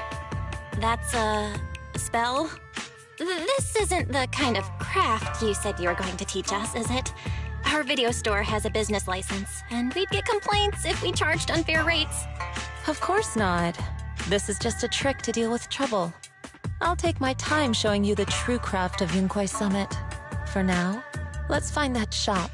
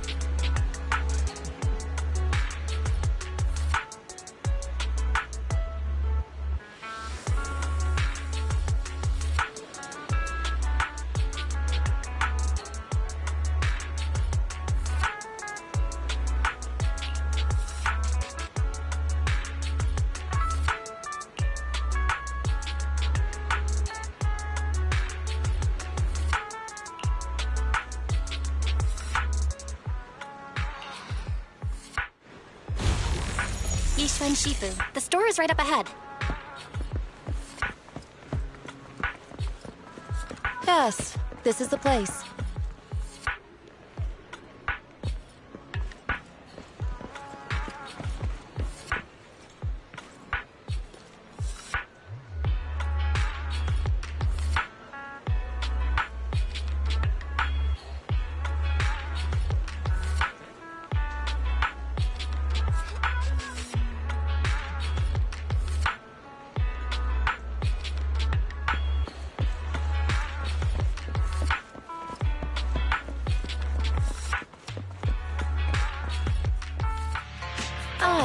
This is the one.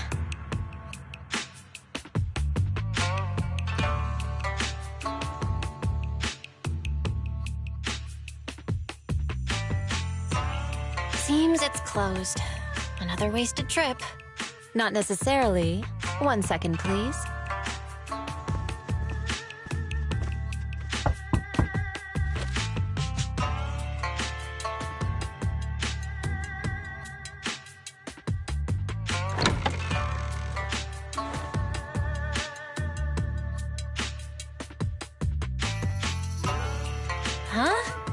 Is there someone inside? Relax. The boss prefers to do business with people they know. They like their peace and quiet, so they rarely open for customers. I'm an old acquaintance and just wanted to retrieve something. What a strange private business. Shifu, what exactly are you retrieving? Just some things needed for our future investigations. You'll know in time. Really? Shifu, I feel like you're always so mysterious. Rest assured, I'm not hiding anything from you. It's simply because the correct time has not yet arrived, so there is no need to rush. Since we've already obtained what we came for, let's part ways here.